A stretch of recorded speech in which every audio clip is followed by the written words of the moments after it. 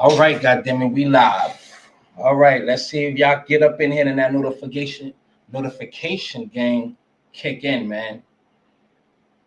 Pop out.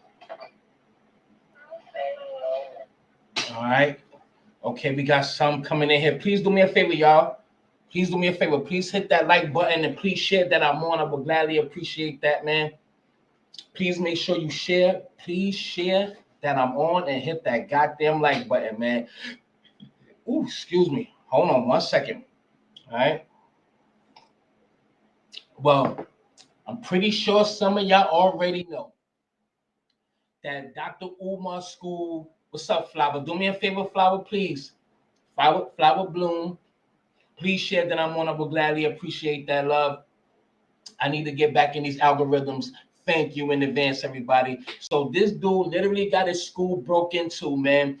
Yo, I swear to God, J. Rule, I swear to God, that's my whole thought. And I'm like, nigga, did you do this to your own school because the donations are slowing down and you need to just get that pick me up? You know what I mean? So you damaged your own shit. I'm not going to say he did that because he's been working on this shit for like, what, 35 years now? This year will make the 36th year this nigga been trying to get the school up and running. You know what I'm saying? So is he using this just to get donations, son? I don't know, but I kind of have a feeling. But hold on, do I got it pulled up? Hold on, we're gonna get right into it again. Oh, hold on. Put that on mute. Again, please, everybody, please hit that like button, please, y'all. And please share. I already shared on my end. I need y'all to share on y'all end. Let me pull this up for y'all. We're gonna get right into this shit. Hold on. Because I actually was gonna come on here and talk about the airplane joint. India. I was gonna actually do it last night. So I got the Google Earth shit. So we're gonna go to exactly where it happened. And we're gonna talk about a lot of things that transpired. So you know what I mean? You gotta use the title to get to everything else that you want to speak about. All right, so hold on 1 second. Hold on. Let me get that out the way. Boom. You get that? Let me share my screen. Yeah, that's horrible, man. I mean, I don't want to think that he did that to himself. I'm really not going to think that way and be like, yeah, Dr. Umar set his own shit up. I mean, you just never know. You can't never trust anybody. But I don't want to think you trying to swindle the people like that, homie. I can't do that. But I wish this video was longer. But here we go. He did respond. We're going to go to that too.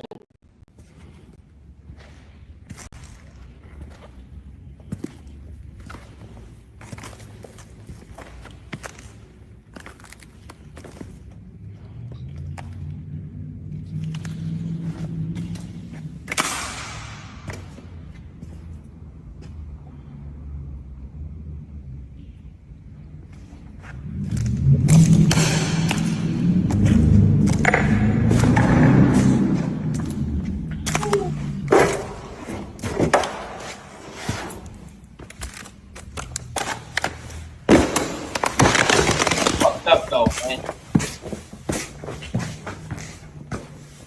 That's too much damage. It's too much damage for him to even do that to himself. I don't think he would want to do that because that's going to cost more money just to clean it up. That's number one, because you're not going to do it by yourself. You're going to need people. You have to pay them or pay a cleaning crew to help you clean it up, a demolition crew or whatever, the people that come and get like, you know, junk and shit like that. Or whatever the case may be. It, like somebody put in the chat, it could have been an inside job. It literally could have been an inside job. And before we get to the response, hold on.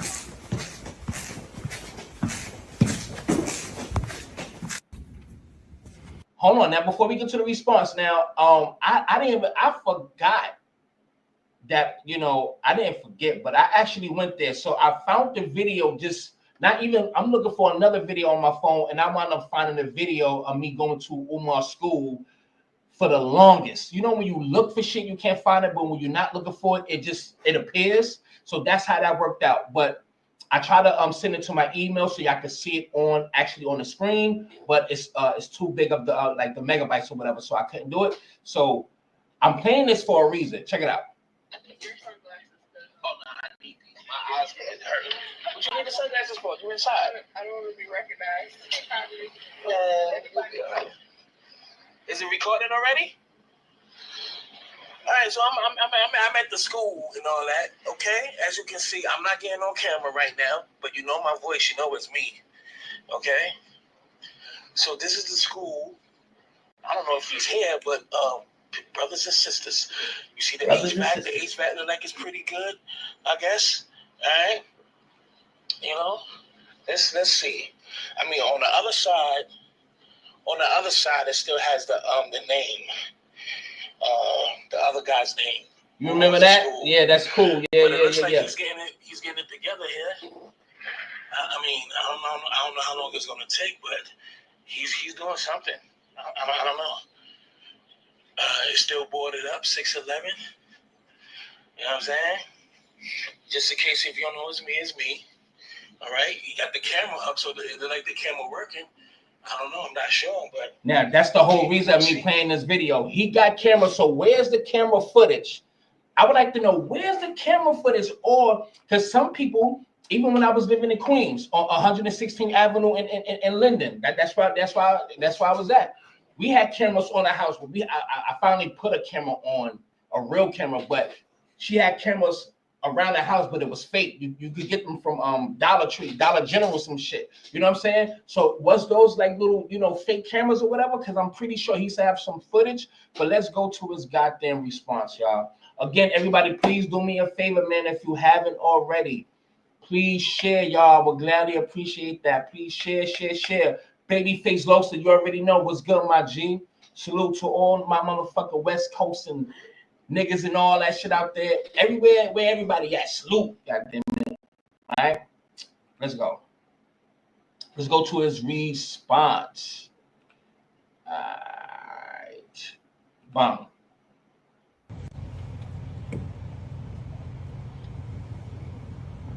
And this is my first time watching this in real time, so I try to give a real reaction. So I did not watch this whole thing at all. None of this stuff.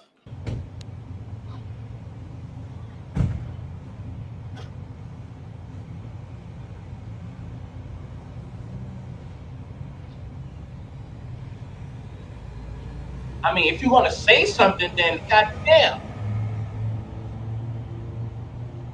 You know what I mean? Hurry up, man.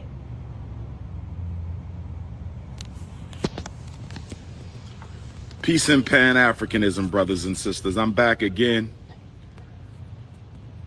While I was on the live, the children had snuck into the school, which means they knew the door was unlocked. Listen to me, brothers and sisters.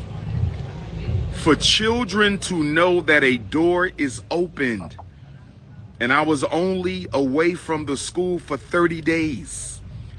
For children to know that the door was open. Wait a minute. Like I told y'all, I haven't seen this shit.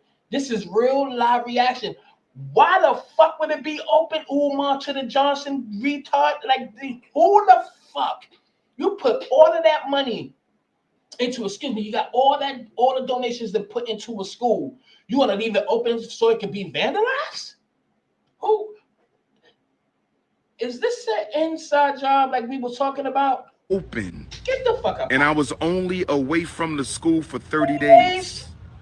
For children to know the door was open, and I was only away from the school for 30 days, I wonder when they broke in. I wonder when they broke in, because if the children already know the door was open, we're not blaming the children. We're not blaming the children. We're saying that it had to be general knowledge that the school was broken into, because how would the children know to go in there? How would the children know to go in there? The door was closed. The doors are closed. How did the children know? Young blood, quick question, young fellas, quick question. How long, okay, so I'm Dr. Umar, right? Say Dr. Umar. That's me, okay? I was gone for 30 days, right? 30. My question to y'all, how long had that door been open for y'all to go in and play? Would you say a week, a couple days, a couple weeks? Because I was only going for like 2-3 months. No, not 2-3 months, sweetie, because I was here a month ago and I checked the doors all the time. It wasn't, they weren't open a month. It was like 2-3 weeks ago. 2 or 3. Okay, so they might have broke in okay, that makes sense. 2-3 weeks. Because I was going for 4. Say that again. It was other kids too. They live over there. We saw big kids do this to the door and then Yeah, but they didn't break it open though. They wasn't the ones who broke it open, because whoever broke it open, they had to use equipment. Okay, I appreciate you young people. Y'all take care now. Okay. All right. They looking for the kids? No, we ain't looking for the kids. We looking for the grown people who broke in. And kids kept it pushing. That's crazy.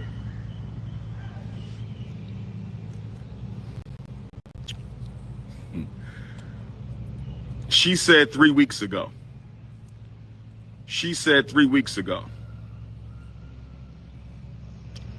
She said, Princess said 3 weeks ago. So they broke in while I was on my way to England. They might have broke in when I was at UCLA. They might have broke in when I was at UCLA. Somebody said the police broke in. I'm not putting it past nobody, but I'm going to look at the cameras. It is on camera. I just have to take time and find it. It is on camera. We have cameras around both buildings. All right, good. Peace, Baba. It is on camera. It is on camera. But I have to take time and go through 30 days of footage. I have to go through 30 days of footage. They destroyed my private book collection. I'm waiting on a locksmith. We getting new locks today.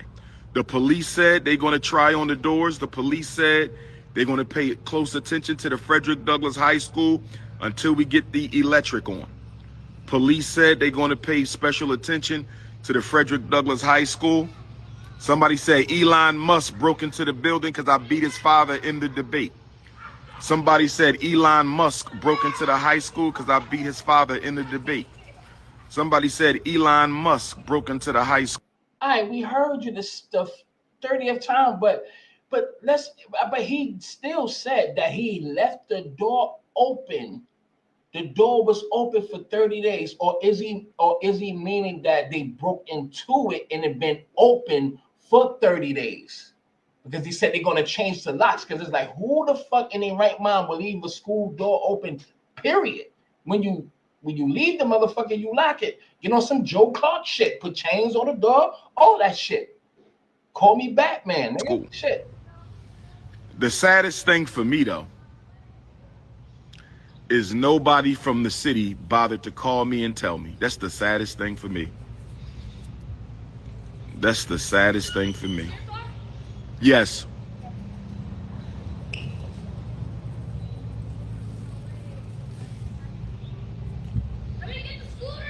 So tomorrow I will be in Harlem, New York. Where my New York City Africans at? Tomorrow I will be in Harlem, New York. Where my New York City Africans at? Tomorrow I will be in Harlem, New York. Where my New York City Africans at? This is why I really don't listen to this guy. Why you have to be this repetitive as if you speaking to little children? Just like you were just speaking to the little kids. This is Dr. Umar. Say Dr. Umar. Like, who the fuck is you? Yes, we know you, Dr. Umar. Dr. Umar. Dr. Umar. Dr. Umar. Dr. fucking Umar. We know who the fuck you are, dickhead. I will see y'all at the Harlem State Office building. I will see y'all. How is the cameras without the electric? Let me worry about that. Let me worry about that. You don't need to know everything. They said, how you got cameras in the high school without the electric? Let me worry about that. Y'all worry about too much. That's none of your business. Harlem, New York. How it ain't none of their business, but you ask a donation for them to help you build that motherfucking school. This dude, he's a real cocky son of a bitch. And let me say this too. His daughter, I feel so, no disrespect, no nothing, because Yeah, I was gonna get a little personal, but I'm not. But his daughter, something ain't clicking up there. You know what I mean? So I really feel sorry for his daughter because I do follow her. So when I like happen to see her like pop up on my feed, my timeline, she always doing some extra shit, some wild left field type shit, special. But he's this guy right here. He's just a dickhead, man. York tomorrow. Fuck it. There's a rally for I hate being PC. You know what I mean? It's hard for me to be PC. This guy's a real dick face. Ibrahim Traoré, Burkina Faso, in the Sahel Alliance, including Niger and Mali. General Goita and Chiani, Dr. Umar will speak at 6 o'clock tomorrow at the State Office building. I need my Harlem Queens to come give me a hug. I'm a little sad that we got vandalism again at the school.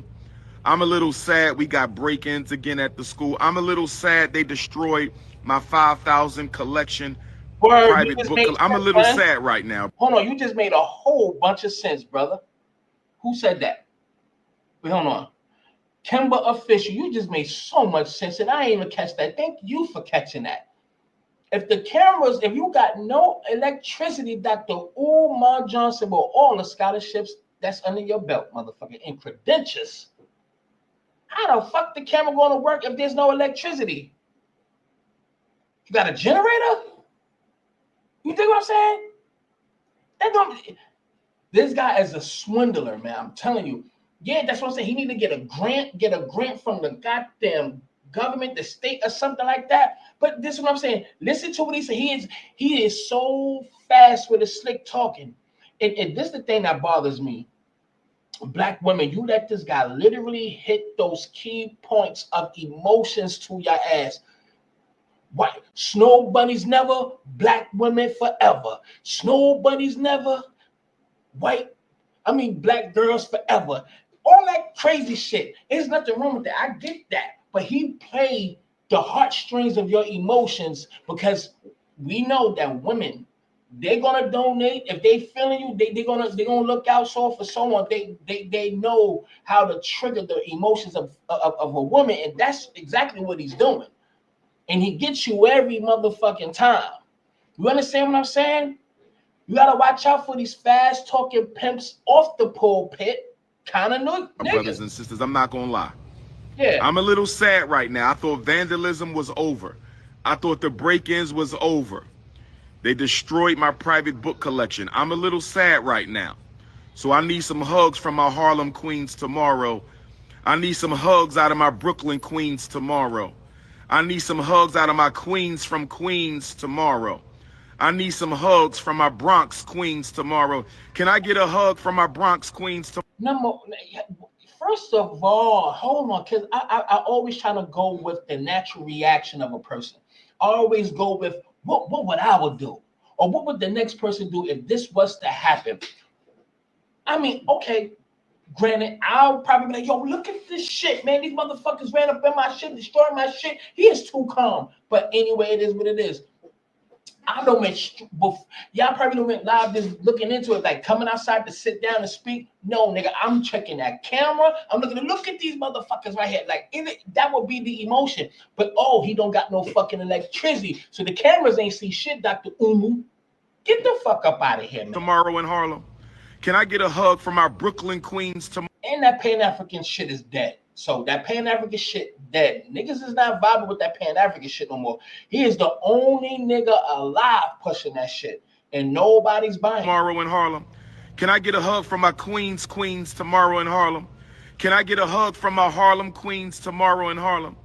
Can I get a hug from my Staten Island Queens? Can I get a hug from my Syracuse Queens and my Rochester Queens and my Buffalo Queens?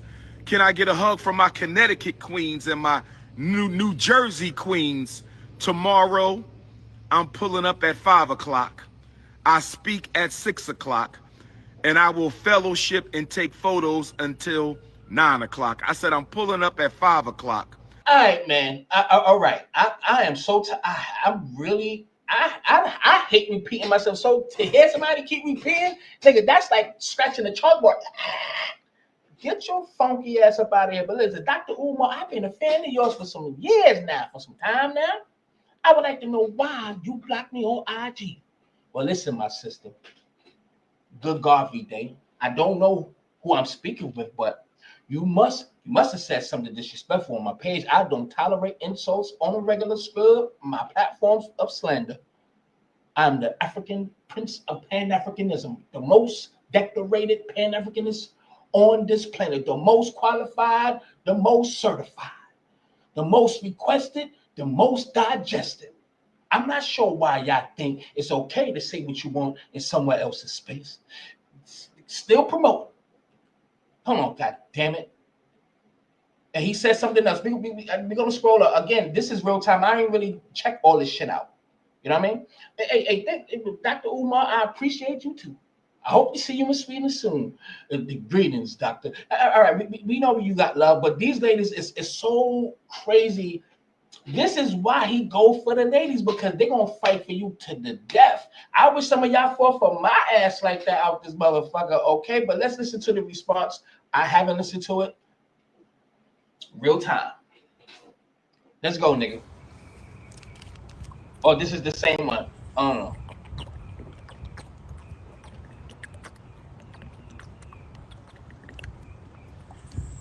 And then when you look at that area, like I said, I was there already. I was there. I passed that shit so many times. You know what I mean? But it's like it's a park right up the street. It's a real small little area. It's almost on it's next to an industrial street. It's like a back block kind of shit. It's very small, very quiet around there too. It's kind of crazy. But anyway, somebody knows exactly what was going on. Either this is an inside job or somebody that he got mad, upset them, or whatever the case may be, man. But that's a small area. Somebody knows exactly who did that shit. It's like the little kids say, he was Happy pulling, Father's Day he was pulling. to all my unapologetically African alpha males out there. Happy Father's Day to all my unapologetically African alpha males out there. I'm not gonna lie, I should have downloaded. Matter of fact, let me download that. I can't take the repetitive, man. And it takes 18 million years to get to the point. My patience is not good enough for this nigga, man. Hold on, I'm downloading this shit right now so we can skip to the goddamn point. Happy Father's Day. Motherfucker, you shit. Happy Father's Day to my African fathers in Africa. Happy Father's Day to my Ghana fathers. Happy Father's Day to my Nigeria, Liberia fathers. Happy Father's Day to my Gambian, Zambian, South Africa, Lesotho fathers. And you know what's crazy with this? Is a lot of these Africans donating to his cause.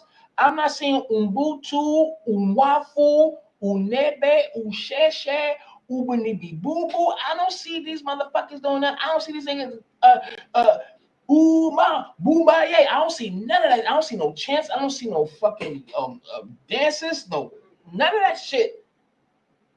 I don't see none of them niggas with the bowl in their lip and bones in their nose. I don't see none of them niggas flipping and dancing and hollering and dancing around bonfires for this nigga.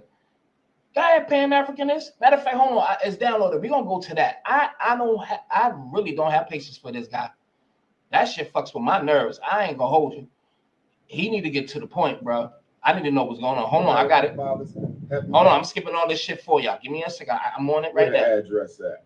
Looking extra African centered. If y'all can hear it, he's not saying. Queens. Best African food in New York City. That's my question. He's not saying anything. Afro? Who tapping in? Not that much. Queen Mother, and I know I still owe you a phone call too. So shoot me a text message if I hit you up. Yeah, well, he is. Sounds Jamaican. I might listen, sister. He ain't talking about shit. If you need to reach me, he ain't talking about shit. I'm not playing all that. I thought this dude was furious. I thought this man had something to fucking say. I thought this nigga really had police there. I really thought this man was gonna go all out and search for the people who broke up in his shit. But he like, nigga, tomorrow, ladies, tomorrow I need all my queens from Brooklyn to be up in there. I need all my queens from the Bronx and Brooklyn and Staten Island. I need a hug from y'all ladies. And make sure you don't forget to bring your Cash App cards too. Make sure your phone is working. Make sure you got Wi-Fi. We supply Wi-Fi for you so you can just donate and send it to my Cash App, baby. Please make sure you join. Please make sure you come. And I'll be there from 5 to 5. All right? Like, get the fuck up out of here, son. You know what I mean? They vandalized it. I play it again though. I show it again. I show it again. Real quick. Real quick.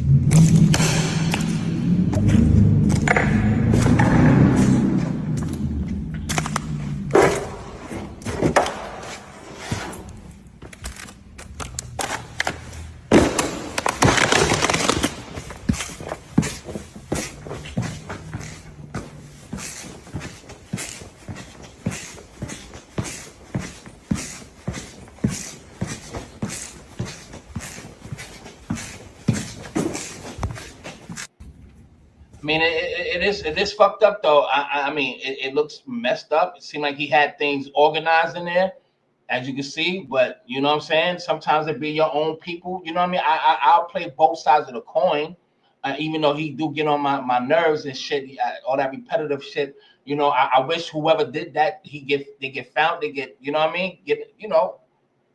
Go to jail for that shit or pay restitution or something for the damage. You know what I mean? Because he have been trying to build this shit for a long time. I mean, this is like the 35th year he been trying to get this school up and running. And he's not trying to get no grants or anything. You know what I mean? I mean, I understand if you want to get this from the ground up for the simple fact of if they giving you money, they may want you to they change a certain curriculum. You have to go according to their guidelines on whatever specifics of curriculum that you will have to teach or whatever the case may be. And I still don't see no board of directors yet. I still don't see teachers already in line and having the curriculums already planned out and mapped out on what's going to, you know, what they're going to do. You know what I'm saying? With the plans that they have for the kids. What are the teachers' names that's stepping up to the plate to work there? It has never been no plan, no strategy. He never gave us the blueprint of what he's going to do. Is it our business? I would say yes and no, but the more of yes. Like, you know what I mean? There's a little bit of there's progress, as we can see. There's some progress, but this is something missing. It's something missing here. You know what I mean? It's really something missing here. And I try not to call this guy a fraud. I really try to not call this guy a fraud. I try not to call this guy a fraud. You see, he rubbing off on me already. I done said that shit 10 times.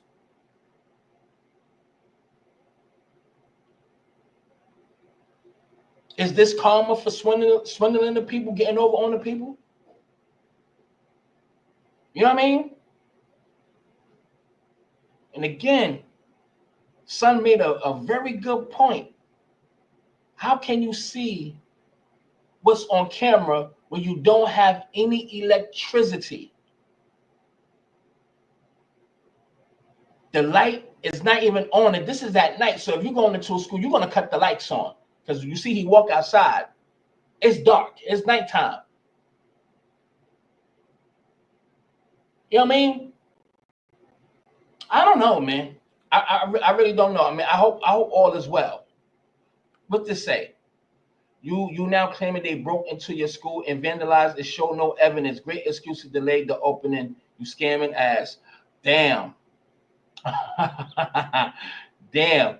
And he exposed the number too. The nigga said, these nuts, that's crazy. But do you think that this dude, Wait, it's supposed to be a show no delay. Great excuse to delay the opening. Was he supposed to when was the opening? Matter of fact, he didn't. He did say the opening was supposed to happen this year. Matter of fact, when he was on a Joe Button podcast, he said that the school should be opening, the grand opening should be in February. This is June. I think he said sometime in June, if I'm not mistaken. I'm gonna have to go back to that. I ain't think that far. But let me look in the chat real quick. Didn't he say he's supposed to it's September? In September? Yeah, September every fucking year, and nothing happens. Right. No electricity, no camera footage.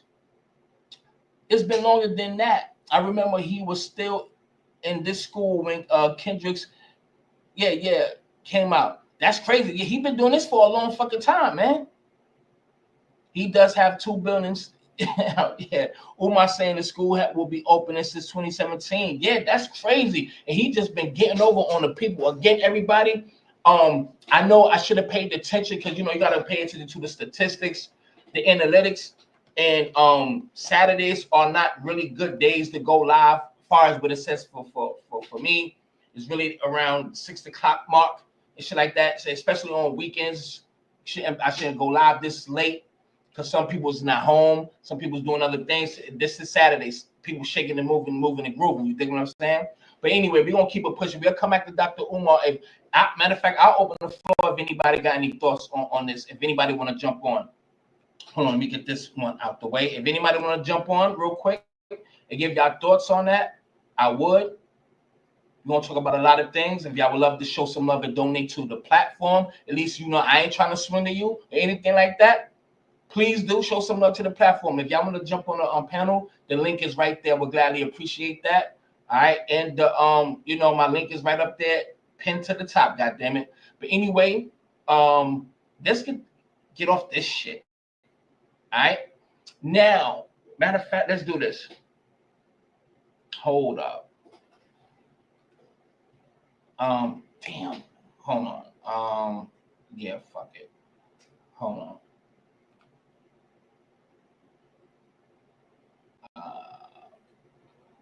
Okay, we here. Let me take that off. I don't want nobody to see that. Let me make sure I got everything right for y'all. All right, boom. Boom. Check it out.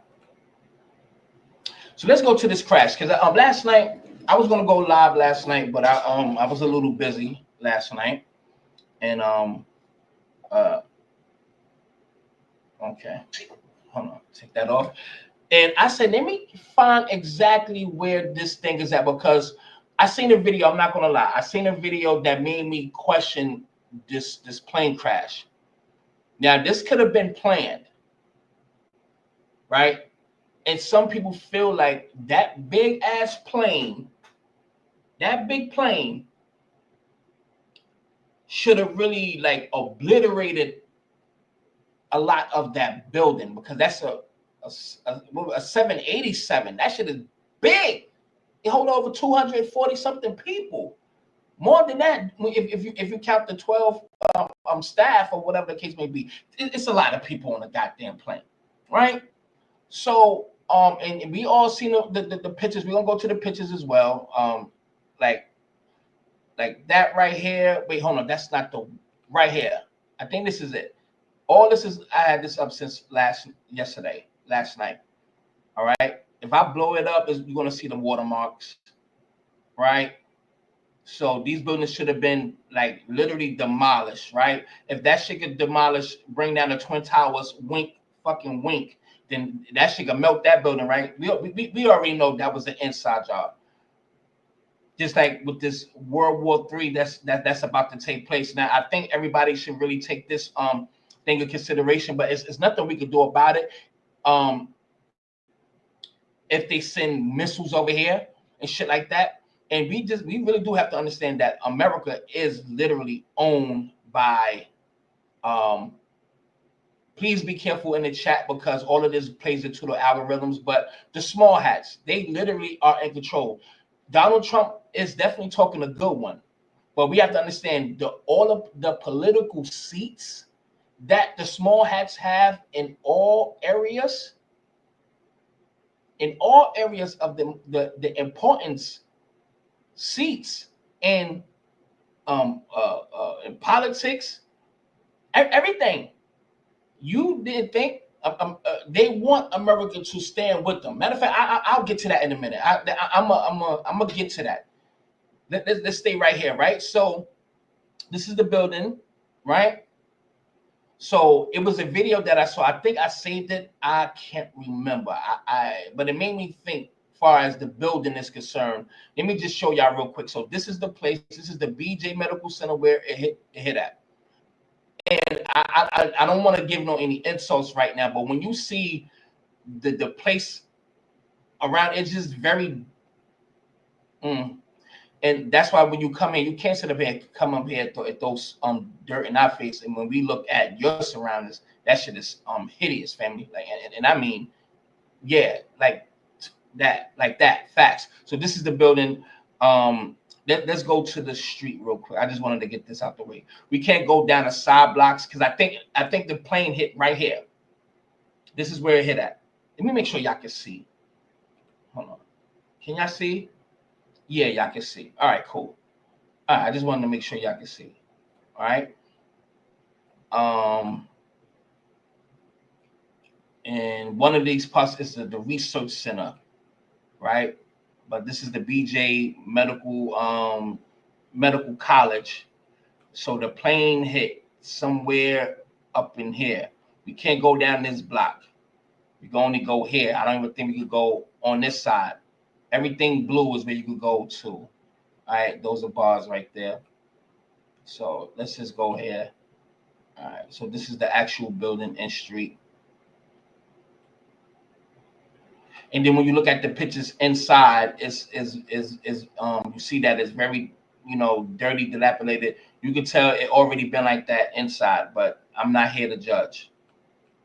And I won't do that. All right, but this is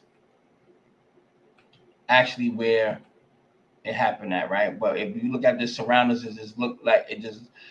I am pretty sure it is the most hideous rats, bobcats. Just you could imagine every rodent possible will open the door and greet you when you knock on the door. Okay, all type.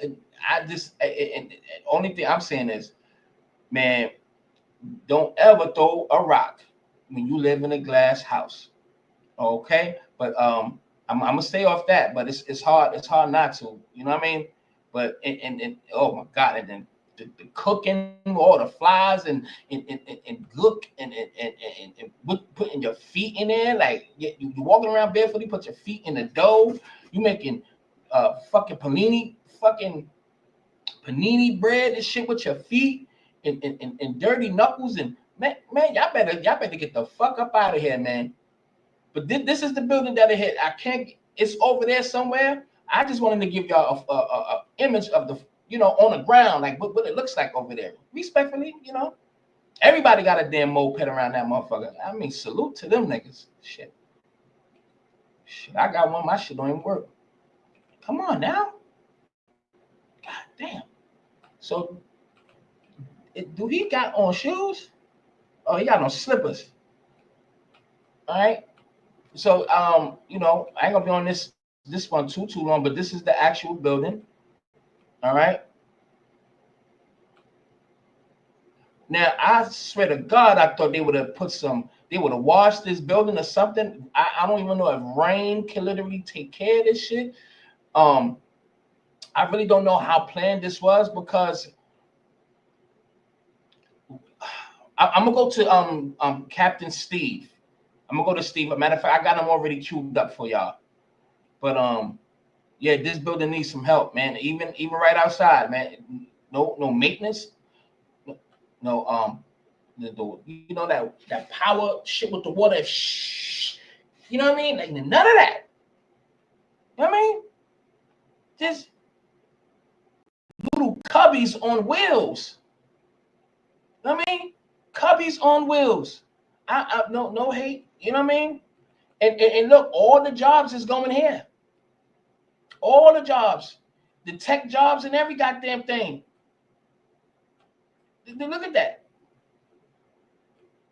I can tell that the utensils is not sterilized. This is the medical center where they're researching at. Well, what utensils? I mean, if the outside look like that, listen, family. If I get shot, I'll make sure, like, yo, just put me on the plane back to America. I'll take my chances, man. I die in mid-flight. And let me just say, God forbid it, not me even play like that. I did a video on TikTok last night, and it went viral like a motherfucker. Make sure y'all follow me on TikTok, please. About a dude named what's his name? Bob, the dude that did a video. I think they Jamaican or something. They did a video. He was in a casket. It was a song about a dude with three, you know, being a player. He got a wife, a midwife, and a side piece, and shit like that. The song is okay. The beat is despicably horrible, but it's kind of catchy somewhat. But 2 weeks later, he was murdered, and because he worked at the Denny's funeral home. Denny's funeral home, and I did a video on it, but I'll play that during this live. Again, everybody, please, I will gladly appreciate if y'all share that I'm on. I will gladly appreciate it. Please hit that like button. Let me pull up Dr. Steve real quick for y'all. Oh, excuse me, sorry about that. Hold on, I thought I had it. Oh, it's right there. My bad. Let me go ahead. Oh shit, hold on. You know when you have a video up for a minute and you're not on it, and when you go to it, it reloads automatically. So I'm doing that right now. Hold on 1 second. Let me just give. I hate when these ads keep popping up. All right, here we go. Yeah, that shit crazy. Let's just check this out. Changed my analysis of this accident in particular. And let me recap for you where I started on this. And basically there's 3 camps that everybody is still in about 48 hours almost after the original accident. Theory number 1 was that there was some sort of dual engine failure. And then the backup to that was it was either a bird strike or it was some sort of fuel contamination that led to that dual engine failure. That was theory number 1. Theory number 2 was the pilots didn't have the flaps set properly for takeoff. In other words, the flaps were up. And as they ran down the runway, they got a little bit of air, but eventually the airplane just kind of waddled down and crashed because the flaps weren't set properly. The third theory, and the one that I was leaning to the most, and let me just say leaning to, I wasn't firmly in this camp, but I was leaning towards it, was they had the flaps set properly for takeoff. When they rotated, everything was normal. Hold on, I'm sorry. Yeah, whatever. It is what it is. But you made some sense, like power moves. Have you noticed all of these plane crashes have been happening? This is why I don't fuck with planes. This is why I don't like planes. This is why I'm scared of planes. When you want a plane, and once you start ascending, you in God's hand now. You in God's hand. So you better pray. Do like BA from the A-Team, motherfucker. You gotta knock him out. This is why I don't take planes. I'm scared of planes. The only time I've been on a plane, which was crazy, I went to see this white girl. You know what I mean? Her name is damn, I forgot her name. It's been since 2001. I got on a plane to go to Kansas City. Devin. Her name is Devin. I don't rock like that, but her name is Devin. 2001, literally 11 days after 9/11, my crazy ass, but me and her have been talking for months. She was she worked on a Jenny Jones show.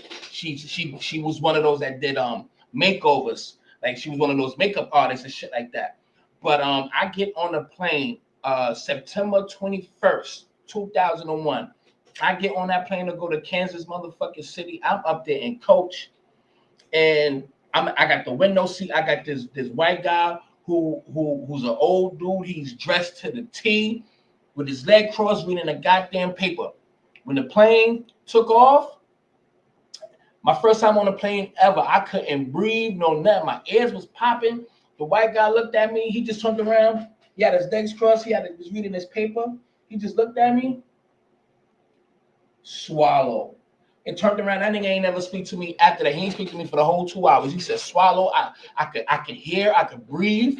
You know what I mean? I thought I was going to die sitting next to you. I'm over croaking. I ain't know what the fuck to do. But we had motherfucking Habibi and Akmir. Akmir and Habibi, them niggas, he full garment, all that. Nigga, I was on point. Like, if any of them Akmir niggas would have walked by me, it would have been, son, I could not go to sleep for the whole 2 hours. I had a wine bottle and shit. I broke that shit. I was ready for the motherfuckers. But come to find out, our own country did 9/11. It wasn't nobody else but this country. But we're gonna keep it pushing, man.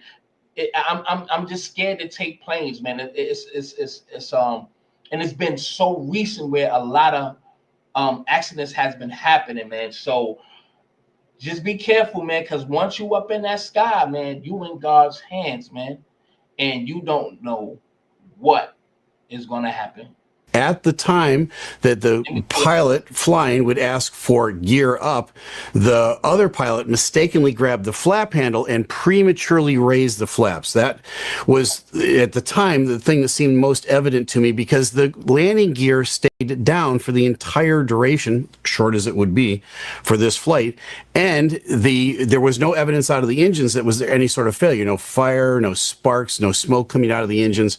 A real head scratcher on that front. And so I thought maybe it was simply they grabbed the wrong handle and prematurely raised the flaps.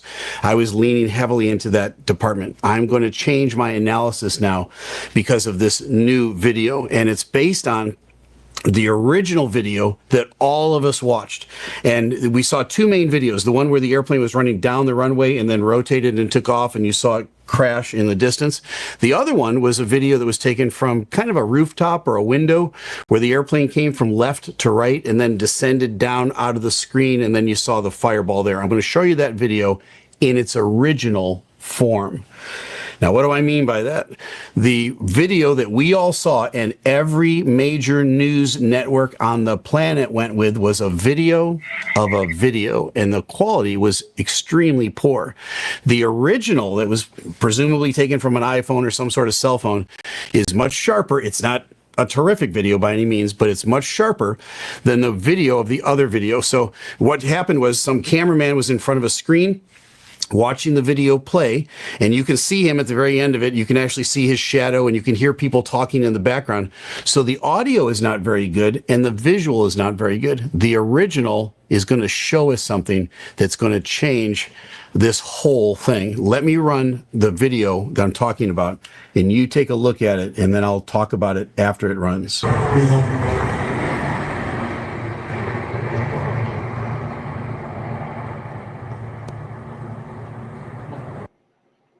That shit is AI moves fast. Shit.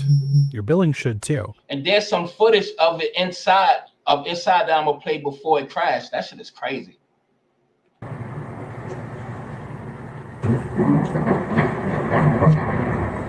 Can you hear how crisp that is? You didn't hear that. You didn't hear the actual crash on the original video. You could see it, but you didn't hear it. Why? Because there was people talking in the background. This original is much sharper. Now you're looking at it going, well, I've seen that a bunch of times. You haven't seen it this clearly a bunch of times. Now I want to run it again, and we're going to zoom in on something, and I'm going to show you something and explain it, because this is a total game changer.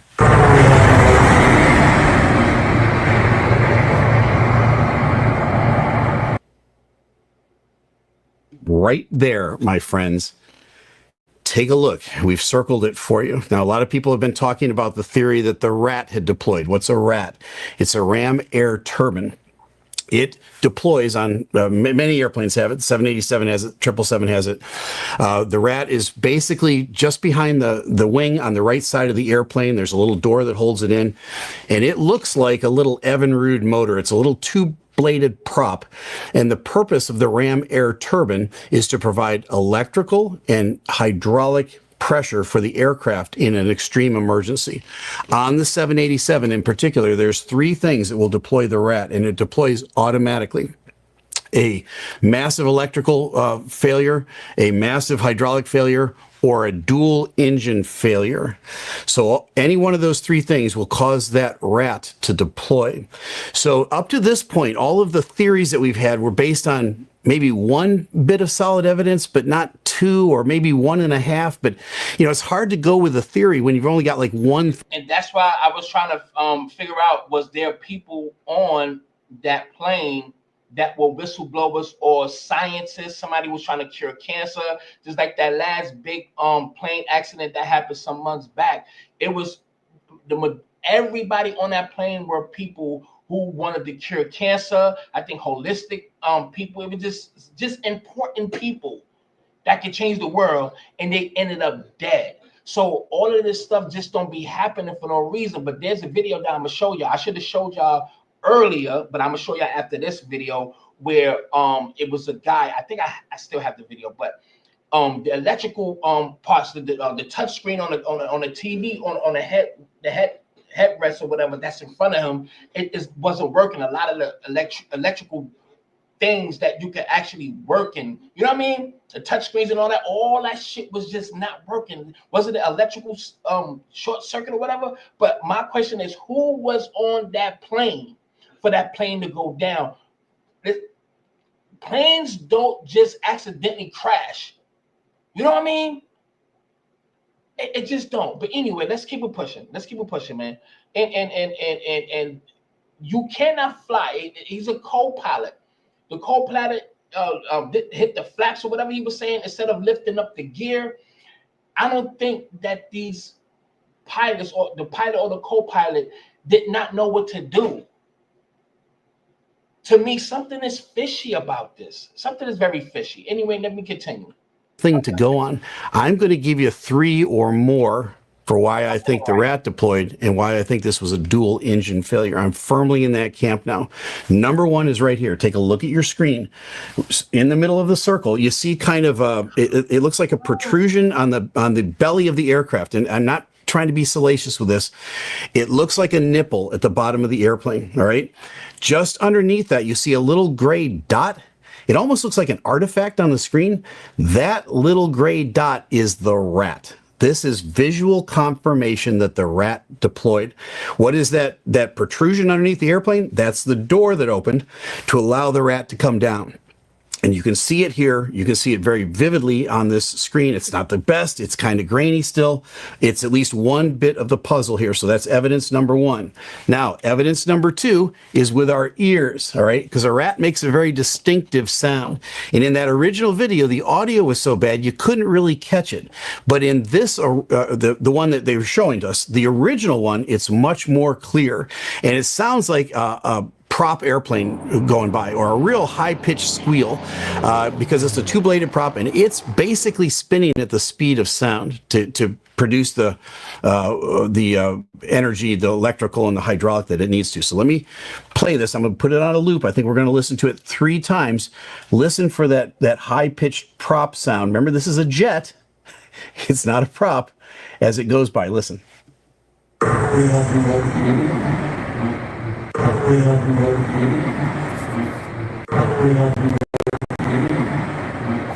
Okay, it sounded like if you weren't looking at it, it sounded like a single engine prop airplane just flew by.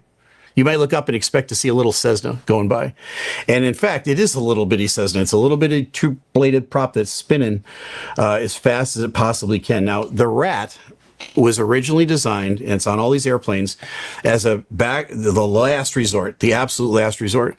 It's assuming that there's going to be basically a dual engine failure at altitude. Let's say you're at 30,000 feet, both engines flame out for some reason. You start descending down, you're looking for a suitable field, you're out of hydraulics and you're out of electric because both of your engines have stopped running. Maybe the auxiliary power unit isn't running, but it's not going to get you any thrust either. And so let's assume that's out.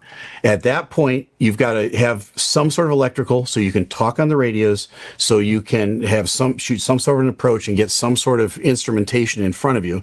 And then you have to have some sort of hydraulics to still fly the airplane. It gives you the minimum of all all of those categories that I just mentioned, but it does work. But it's meant for the airplane to kind of cruise down now and find a place to land. It's not designed for an airplane that's at 400 or 500 feet and loses all power. There's no time to get the engines relit, and it's not going to provide much benefit to them, except it's evidence for us that it was a dual engine failure, most likely. Could it have been an electrical issue? Could it have been a hydraulic issue? Yeah, it could have been either one of those. But I think the fact that the airplane is now just kind of mushing out of the sky gives us the idea that it was a dual engine failure, but we can hear it. So there's confirmation number 2. We've got the visual that we can see the rat deployed. We can hear it with our ears. And let me just give you one more confirmation on that, because there was a Japan Air 787 that landed in an emergency with the rat deployed. So you can hear one, because you can see this clearly. So let me run that for you and listen to it. This is simulation. I'm gonna Hear that sound? It sounds just like a World War II buzzboy going right by you. Bzzz, like it sounds. All right. Let's go here real quick. Let's go here real quick. Matter of fact, let me get these videos out the way. Let me do that. All right. Let me do that. Let me get this out the way. Hold on. Hopefully you enjoying yourself. I would gladly appreciate y'all hitting that like button and all that good stuff, man. I would gladly appreciate you. Please share and all that good shit, man. Appreciate you. All right. All right. All right, y'all can see, right?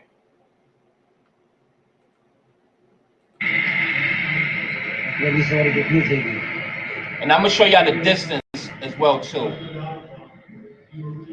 from the airport to the actual BJ Medical Center. What?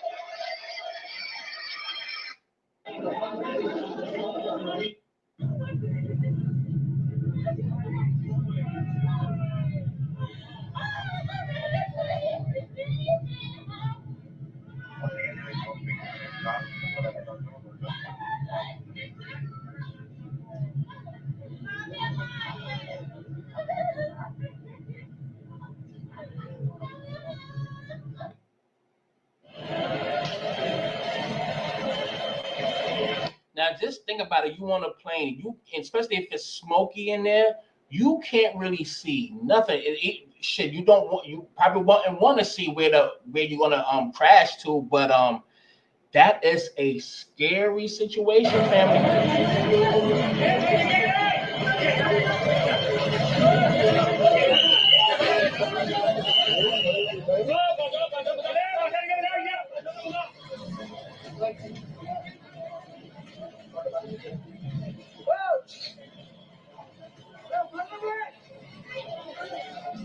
Oh, that was a body. Ooh, shit.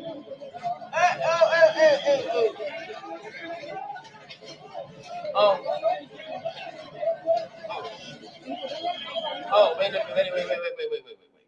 wait a minute. Woo, Lord, I didn't know it was gonna show all that. I gotta get that off the screen. I might have to edit that one out. Oh my God, you seen those burnt bodies? I'm definitely deleting that shit out. I'm editing that shit out for real. Let me make sure I remember. Let me write that shit down. Remember.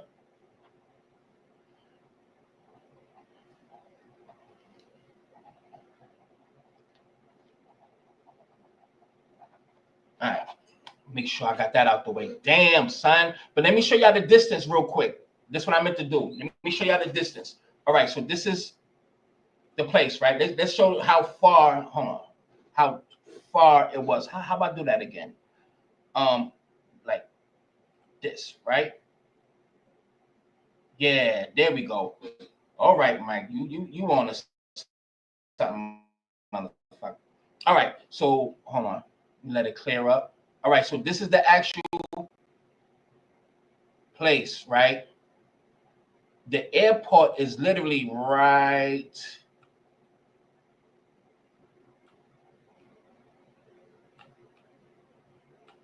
Matter of fact, let me not even play myself because it is somewhere over here, but I don't want to take waste nobody's time. It's right here.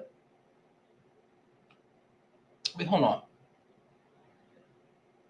Because the motherfucker is right here somewhere, right? It's over. Matter of fact, let me just put it in here, man. I ain't wasting no fucking time. Shit is right here. Now, we right here. This is where the plane hit at. This is where the airport is. Wait.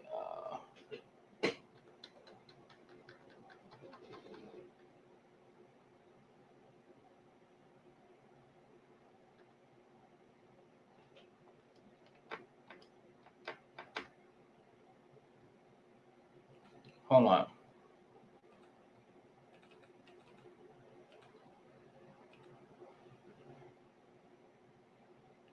There we go. Yep. Make sure that I got it right. So I do remember the name of the airport. This is the airport. No, right here. Yeah, airport is right here. So this is how far.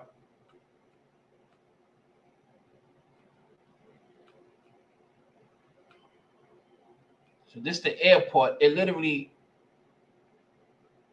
from here to right here.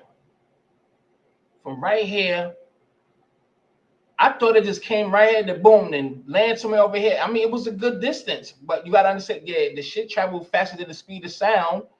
So he made it all the way over here. That's crazy. That's the airport right there. I'm pretty sure y'all seen that already. It landed all the way right here.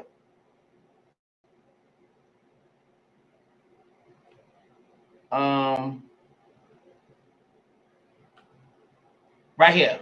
Excuse me. Right here. Literally right there.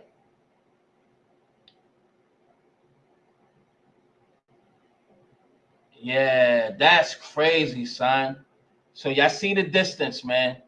That's crazy, man. God bless.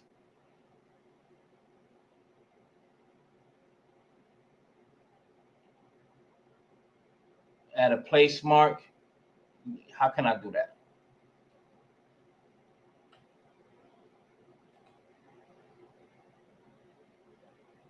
Okay. Boom. And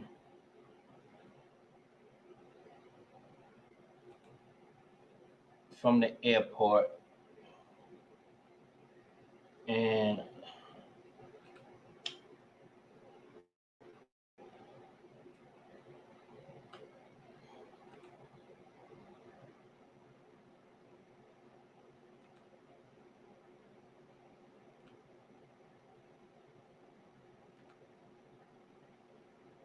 all right.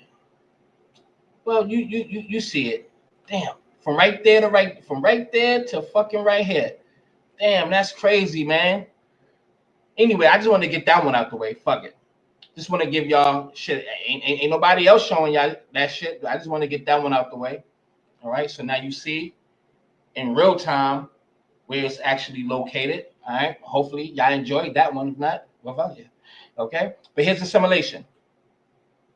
अभी कल ही अहमदाबाद में air India का जो plane crash हुआ है उसमें हुआ यह था कि लंदन जाने के लिए दोपहर 1:38 पर सरदार वल्लभ भाई पटेल इंटरनेशनल एयरपोर्ट के रनवे नंबर 23 से फ्लाइट ने उड़ान भरी। उड़ान भरने के बाद एयरक्राफ्ट लगभग 625 फीट तक की ऊंचाई पकड़ चुका था, पर तभी प्लेन में कुछ ऐसा हुआ कि पायलट्स को एटीसी को इमरजेंसी मेडे कॉल करना पड़ा। प्रोफेसर ऑफ हाउ को फॉलो करके 3D एनिमेशन की मदद से इस बात को समझो कि मेडे एक इमरजेंसी का सिग्नल होता है जो पायलट रेडियो पर देता है जब प्लेन में कुछ खतरनाक प्रॉब्लम हो। इसके तुरंत बाद ही 475 फीट पर मिनट की स्पीड से ये एरोप्लेन नीचे की तरफ जाने लगा। एयर ट्रैफिक कंट्रोल से इसका कांटेक्ट अचानक पूरी तरह खत्म हो गया और एयरपोर्ट के थोड़ा सा आगे जो मेघानी नगर रेसिडेंशियल एरिया है वहां जाकर खतरनाक क्रैश लैंडिंग कर गया। बदकिस्मती ये रही कि प्लेन जस्ट लंदन के लिए उड़ा ही था और फ्यूल इसमें फुल भरा पड़ा था। इसी कारण से Well, no. This is literally not that close that it's impossible. So I'm pretty sure I'm pretty sure that we not special, right? there's no way that the plane can take off right here and just fall right there. Logically, they just giving you a simulation. So just what I just showed you, trust me, that is the name of the. It's called the BJ. You can look it up. It's called the BJ Medical College. I forgot the, that name is crazy. Ahmadi Dababi, some shit. Ahmadi Dababi, whatever the fuck area. It's not that close. So I just want to make sure everything that I showed you is accurate for sure. Accurate. अभी कल ही अहमदाबाद में air India का जो plane crash हुआ है उसमें हुआ ये था कि लंदन जाने के लिए दोपहर 1:38 पर सरदार वल्लभ भाई पटेल इंटरनेशनल एयरपोर्ट के रनवे नंबर 23 से फ्लाइट ने उड़ान भरी। उड़ान भरने के बाद एयरक्राफ्ट लगभग 625 फीट तक की ऊंचाई पकड़ चुका था, पर तभी प्लेन में कुछ ऐसा हुआ कि पायलट्स को एटीसी को इमरजेंसी मेडे कॉल करना पड़ा। प्रोफेसर अफाव को फॉलो करके 3D एनिमेशन की मदद से इस बात को समझो कि मेडे एक इमरजेंसी का सिग्नल होता है। But that's crazy, man. That's what I'm saying. And then I showed y'all that where the plane really crashed. That you see how respectfully messed up it looked, like it needs some kind of renovation, some shit like that. They got some faulty fucking planes. पे आसपास मौजूद लोग बुरी तरह आग में झुलसकर मर। I really don't understand what you're saying, sir. So what I'm going to do is find something that is in English. This is what I'm saying. This is crazy, man. You never know when it's your time. You never know when it's your time.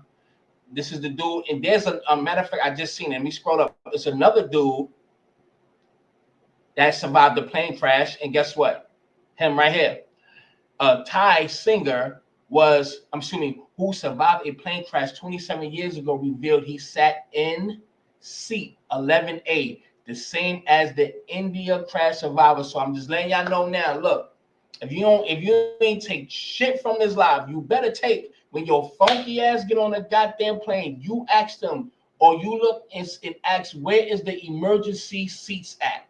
And you make sure you pay whatever you need to pay, whatever it costs. Your life should cost more. All right, cheat yourself. Cheat yourself all you want. Y'all better start getting these goddamn emergency seats. If you don't, I see you next lifetime. No hard feeling. You know, I can't sing. I guess I see you next lifetime, motherfucker. So listen, 11A is the seat. Emergency seats is the seat. Because that shit crazy. That's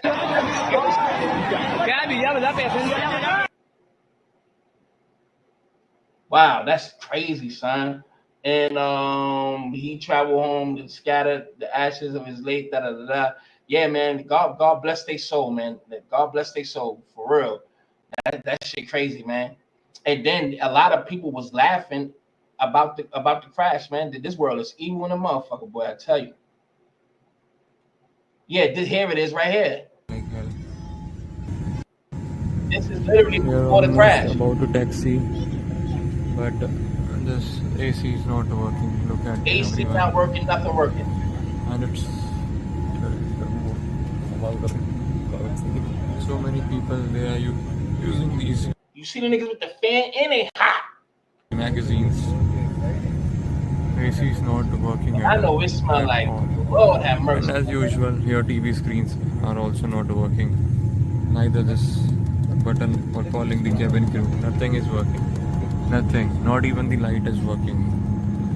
See, is this what you are providing? And as usual, that is why Air India is considered as one of the worst airlines in the world. AC is still not working, and today it is very, very, very hot in Delhi.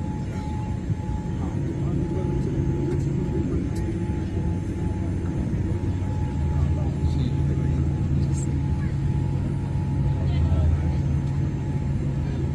and it's a Dreamliner 787.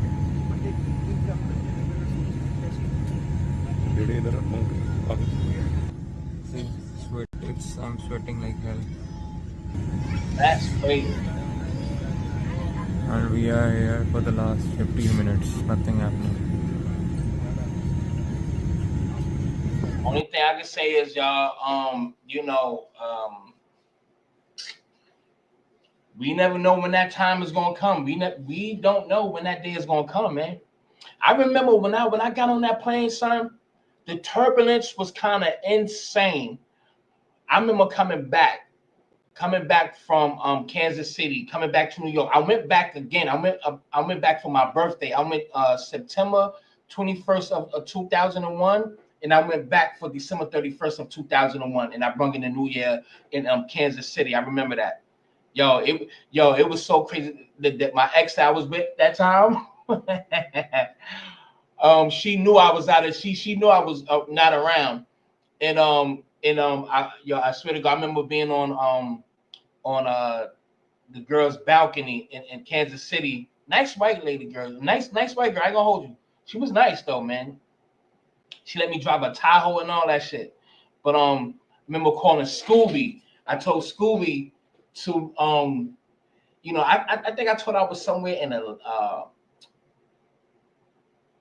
PA, somewhere just out the state. It's me, Scooby, such and such, such and such. So I had Scooby on three-way, and I'm like, yo, this is no FaceTime. FaceTime wasn't even popping in. None of that. Not even the internet. Well, the internet was popping a little bit, and I actually met her on Yahoo chat.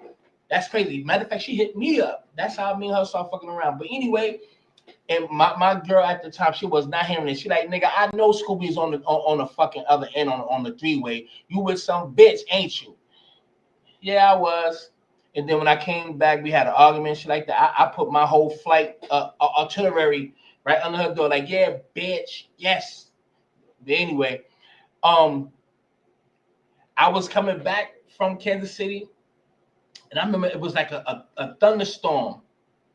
Man, we was in the middle of the clouds. I remember right before we land, we came back at nighttime, probably like 9, 10 in the evening.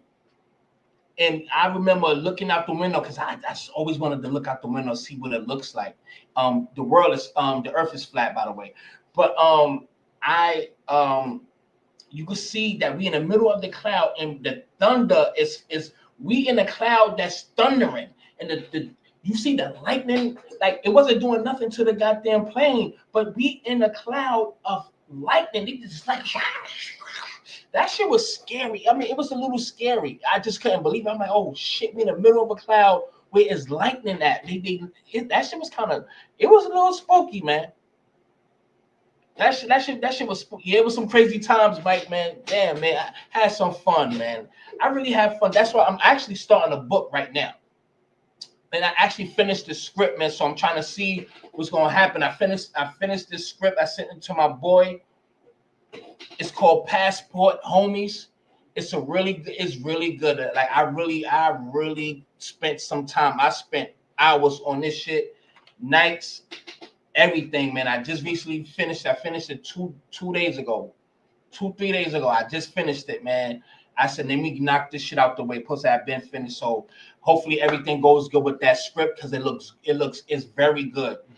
It's a comedy, but suspense and thriller all in one. So I made sure I crossed the T's, dot the I's with the lingo. Everything's pretty good. It's 98% finished. I just wanted to get the full premise of it, what it's going to be with the beginning, the concept, the middle, and the ending, what it's like. And then I could do the added touches, or us as a collective, me, my boy says, or whatever, come as a collective to add on, to fill in certain things that need to be filled in. But that shit is done, man. It's really good. It's really fucking good. And I want to be in it because Larry, who's one of the, I'm just going to give you the characters. The characters is Larry, which is going to be me. Or it could be somebody else. But I want it to be me, but I wrote it for me. But it's Larry, Czar, who says Czar. I kept his name in it. So it's Czar, Larry, Tone, and Tito. So it's, you know what I mean? It's a black guy, Puerto Rican guy, crazy white guy. You know, you got to be universal with it. And I don't know who Czar is going to be. I think I just might make him Eurichian or whatever because he's African or whatever. So I don't know, but it's really good, man. Trust me, it's good. So hopefully everything works out with that, man. I swear to God, I hope everything works out with that. But it is what it is. We're gonna keep it pushing though. Then people dropped out because I said that. Hey, it is what it is, man. But the ones that love me, I love you too, man. You know, Just trying to spread my wings, man. See what sticks, man. That's it, man. But any fucking way. Let's keep it pushing though, man. Let's keep it pushing. All right. We got more, man. Oh shit, I hit the wrong fucking thing. All right. Oh, I was right on it. And hopefully y'all go support that movie whenever it gets done. Hopefully it will get done this year. I gotta see how this shit works out, how it plans out.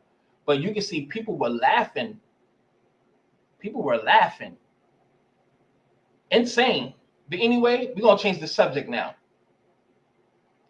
I'm gonna end with the World War III, but I'm not gonna talk about it right now. But I definitely want to talk about Israel and Iran because people. Matter of fact, let me make it quick because I don't want it to be a whole hour on this. But I want everybody to understand something. Number one, don't believe everything that you see. A lot of this stuff is simulated to me. A lot of this stuff is orchestrated. It is planned. They have an agenda. Now, eat the meat and spit out the bones, y'all. Eat the meat, spit out the bones. That means because there's always some slowly in the back. Take the information for what it is. Digest it and spit out and just discard of other things that don't make sense. So eat the meat, spit out the bones. For those who know, this is not for you. Now, Ben Netanyahu, I want to find that video first. Man, so I'm gonna really try my. I really have to try my best to not say too much, man. But hypocrisy is at an all-time high. I like this video too. I watched a lot of this stuff last night. I think I saved some of this stuff. I'm not. Iran has never attacked a neighbor. Israel has repeatedly attacked its neighbors. Iran signed the Non-Proliferation Treaty. Israel has refused to sign. Iran submits to inspection by the International Nuclear Energy Agency. Israel refuses to submit. Iran has no nuclear weapons. Israel has between 75 and 400 nuclear weapons. So Israel poses an existential threat to Iran. For the last 40 years, Israel has conducted a systematic campaign of disinformation about Iran. Why the lies? Why the double standards? Why the hypocrisy? Now, it was another person that spoke on here, and this guy, you know, this guy was full of shit. You just knew it. Double standard. Things that you don't want other people to do, but you do yourself. You want Iran to tell y'all about where, or if they have, or to explain, to let them know where they are supposed to be having these nuclear weapons, nuclear warheads and stuff like that. And they are saying that they don't have it. But when you ask them where are theirs, they can't disclose that information. It's a real bullying tactic, and I really need everybody to understand something. Like, this should not be our fight. This should not be our fight at all. This should not be our fight. But knowing who actually controls this country, all of the nuclear warheads and everything, all of the military artillery that is in that land over there that struck Iran, all of it came from America. America is the backbone of that state. Ben Netanyahu said on many occasions, and a long time ago, this is probably close to 10 years ago, that America, I'm paraphrasing because it's been so long, basically we control them. They'll do anything that I say. I'm not going to dig that deep. We know how YouTube is. So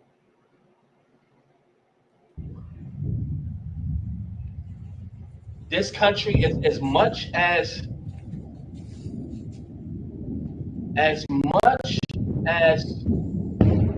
this country is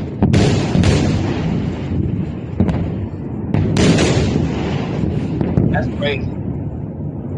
As much as this country is great in its own way, but this is the same country that I have to say allegedly that caused 9/11. The first and the second one. LSD experiments by putting it through the tunnels in New York City in the late or early 70s for an experiment to watch people trip out. Now LSD became a epidemic. Drugs is concerned. This, if they can do that, and then as far as the what's the name is concerned, the World Trade Center, when it went down, it was a specific person that put insurance on those two buildings. Oh, and building 7 that just happened to fall when you heard somebody say pull it. It's a certain person. His last name start with an S, and you don't have to put it in the chat. Please don't put it in the chat. I know the name, the first and last, but I'm just not going to say it. But the last name start with an S. Put insurance on the buildings a year prior. And a note went around to a certain group of people to not be there on this particular day because a certain action was going to happen. Remember that the director, I'm looking at him right now. He was murdered. Damn, what's his name? He was a director. Oh my God, Torres? No, it's something. When Rockefeller told him months prior is going to be something that's going to happen. It's not something that's going to happen on that day. So certain group of people, I say all that to say, if that could happen on this soil already, and certain people are in control. You see what's going on in Iran? What makes you think they won't let? The key word is LET. Let bombs hit here. There's a certain agenda that a certain group, I have to be very careful. But this is a certain agenda that's out there that literally wants to destroy everyone. And it's going to get done by any means. And Iran is already saying, I seen it last night, I can't remember the quote, that we're going to be targeted next. Now, some of the people, high commanders and chiefs and all that stuff in Iran, they are dead. Over 20 of them.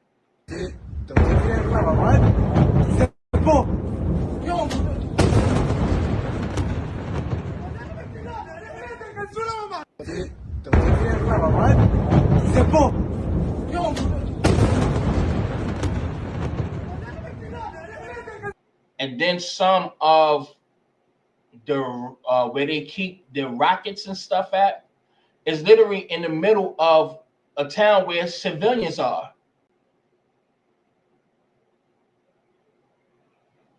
You know what I mean? That's when you seen the videos hitting Israel, it's sending rockets up towards Iran, and it's in literally next to buildings where people actually live at, where civilians live. Crazy.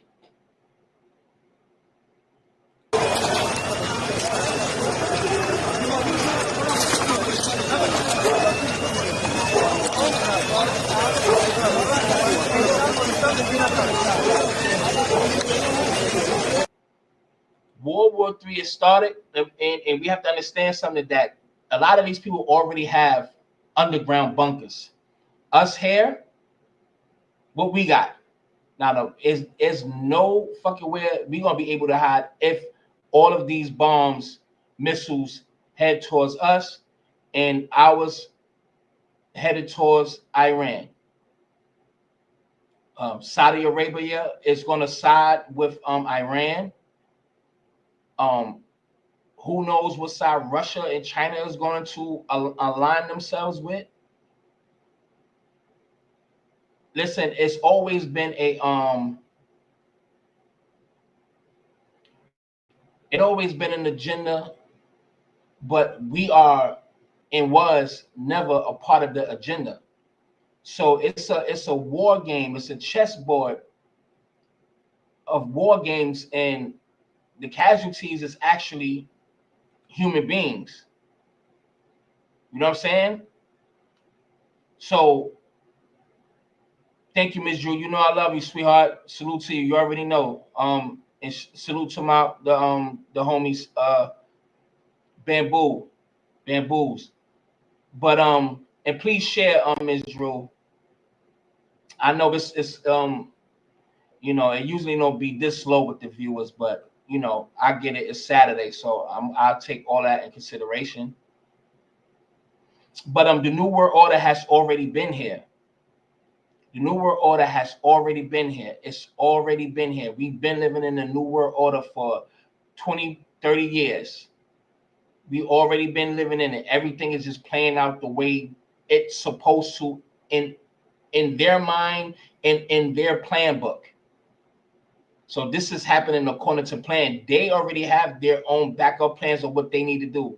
They have bombing shelters. They have underground tunnels where they can live for the next 15, 20 years and never have to come up for air. So the only casualties of war is going to be just us, the people. You know what I'm saying? And I'm trying to let me see this, because we know Trump done said that they gave a deal that he can't refuse, gave Iran a deal that they can't refuse, and he has 60 days. And on the 61st day, it like nobody has ever supported it. And then he went on to say this: Iran should have listened to me when I said, you know, I gave them, I don't know if you know this, but I gave them a 60-day warning, and today is day 61. And then he said they, meaning Iran, should now come to the table to make a deal before it's too late. And then he said something really noteworthy.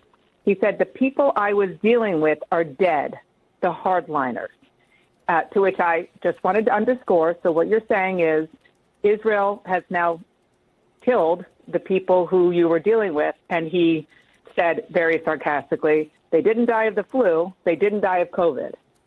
It was a brief conversation, but my takeaway was twofold.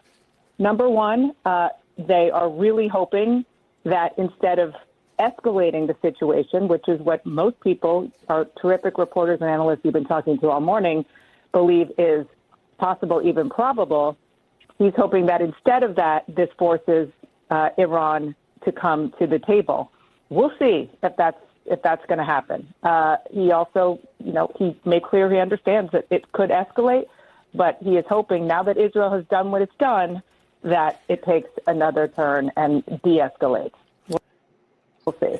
It sounds like such an interesting conversation, though brief, and you hit on what seems to be emerging as one of the key questions here, especially based on what Secretary of State Marco Rubio said almost immediately after the attacks began, which was basically this was Israel acting unilaterally.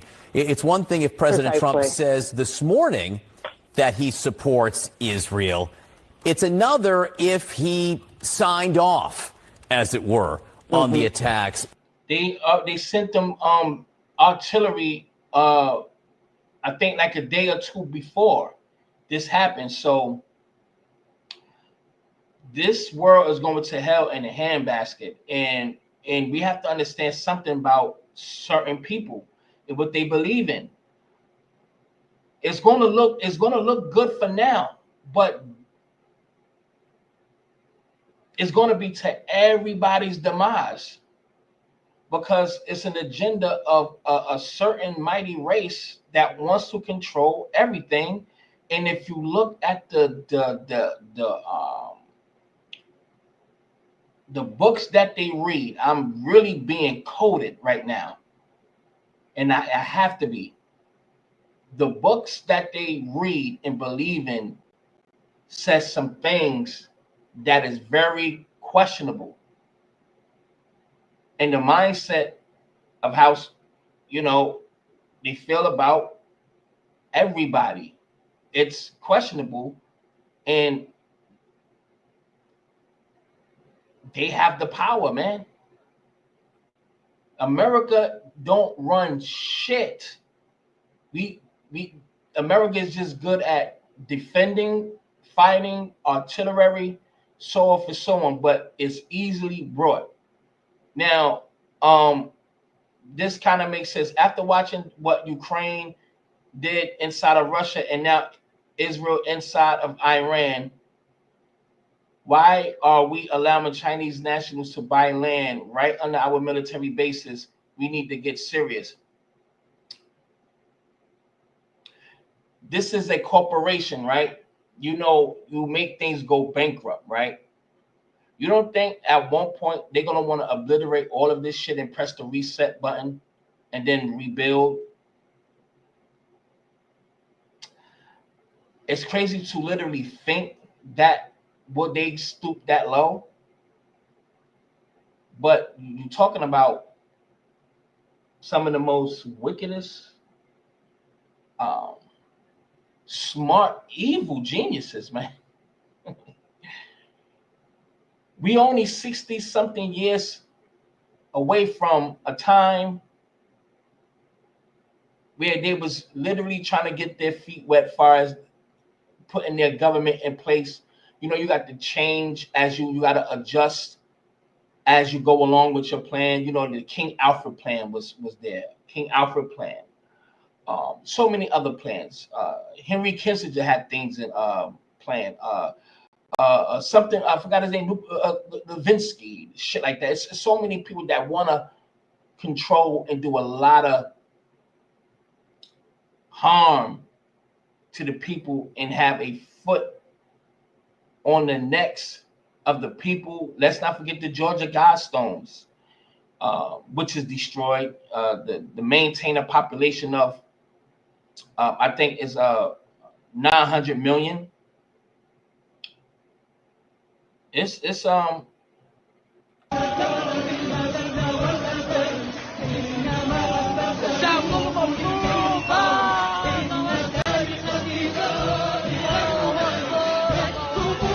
another reason why I love this country though is because a lot of these people are literally used to shit like that. That's just another day to them. It's literally just another day. So sometimes in my mind, sometimes because knowing how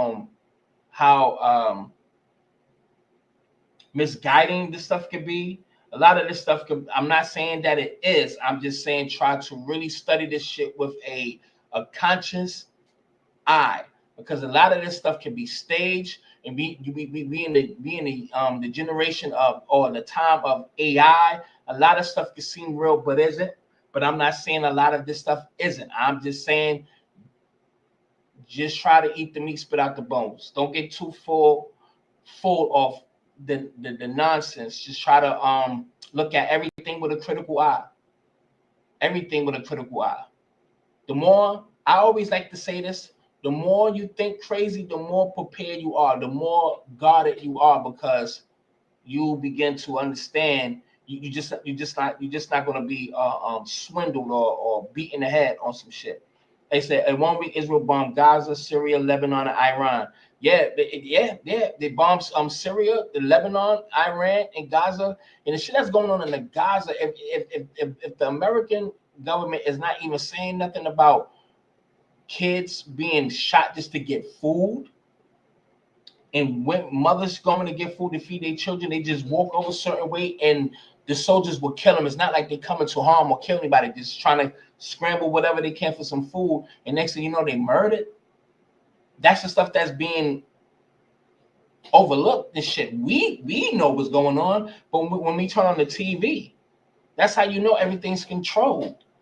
The real news is from the people like you and I that get on these social media platforms and speak the truth. When we look at BBC, and NBC, ABC, CNN, all the fucking rest of the channel, BBC and whatever the fuck, all these other channels, all that shit is controlled. They run on a script. So, and this shit, listen, man. Israel set this shit off. They set it off. So the war is happening. They set it off. Like Cain said, set it off, nigga. It's already set. It's already set. China brought up all the land that's under our goddamn noses. You already in $15-18 trillion in debt, America, and you still printing money. Like, they want to run this shit into the ground, man. Look, I always never understood how America can literally, I said this a long time ago, before I was even doing any kind of YouTube. It's so logical. If this is America and you got beef with all these other countries, how in the fuck would you even let any of their own people live on your land? That never made sense to me. If I'm a hustler and my niggas run this fucking avenue, just say First Ave is my whole Ave, and the next block up is Second Ave, and I got beef with you. Nobody from your crew, nobody from your family could pump on this block, get money on this block. I'm trying to just have make an example that we all could understand. You know what I mean? We got to go downstairs. We got to go all the way to the basement for us to understand this shit. Why would I let you hustle my block? Plus your man's body, my man's, so none of y'all niggas can live. Y'all can't eat. Y'all can't come over here, no nothing. It's on sight when I see you. I don't care if it's 20 years later, my young is gonna make sure, you know what I mean? This and the third. America let all their enemies live on their own soil. That's a recipe for disaster. That's only common sense, bro. It's only common sense. Only common sense. And at one point,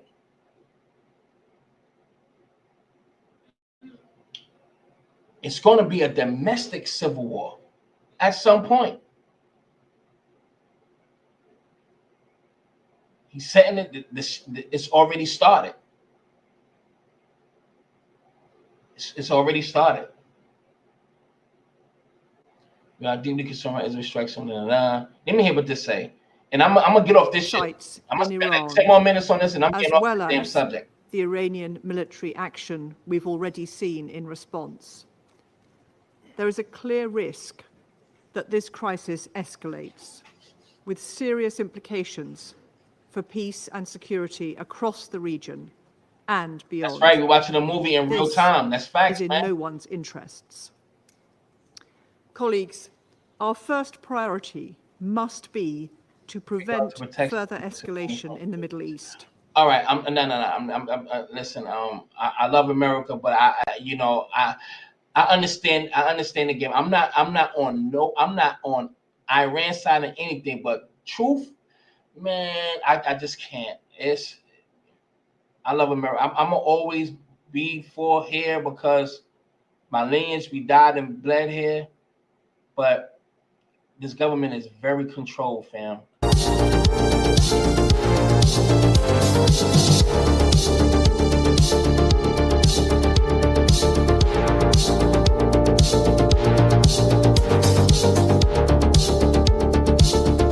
And you know how I believe this? You know how I believe this? Wow.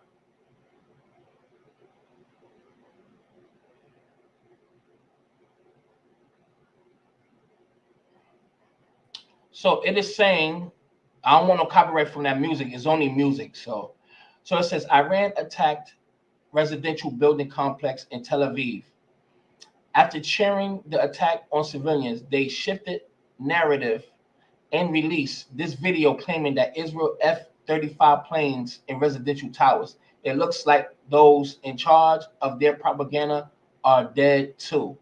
And then we have to understand that Iran, they got a lot of money. A lot of those people is rich out there from the oil and all that. A lot of them people rich, so you know they having, you know, money is the root of all evil. You could get paid to help with a military, you know, AI and you know, military tactics and, you know what I mean, missiles and just high tech military stuff. But the point I wanted to make here, this is the point I wanted to make. Like I just said a little while earlier, this is why I believe they hid their fucking planes and stuff exactly where the goddamn people live at. The video, I hopefully, I don't know if I even saved it. I just want to find it. But hold on, let's just look at that real quick. The bomb hit them and they retaliated with missiles literally next to big, tall in the neighborhood where residential people live at. You got missiles literally exactly where the store is at, where the park is at, where people lay their heads at. That's insane. So if they doing that, I believe that's what they're doing, because the evidence shows you they got missiles that come up from underground to try to intercept missiles that's coming in, you know, the heat-seeking missiles, literally in your community. That's crazy. That's crazy, son. That's insane. Abdul, thank you for the cash app. I appreciate you, man. Thank you. Hopefully y'all will donate to the platform, man. Please make sure y'all show some love to the platform. And it ain't gonna kill y'all. I will definitely appreciate y'all. Thank you, yo. All right. I'm not asking for much. Whatever it is, man. Just show some motherfucking love, nigga. Shit. You heard? But anyway, let's keep it pushing, because I know I just know people. Y'all get weird on me. But this shit right here, I ain't gonna hold you, man. This shit right is it's already started. It's already, niggas setting it off already.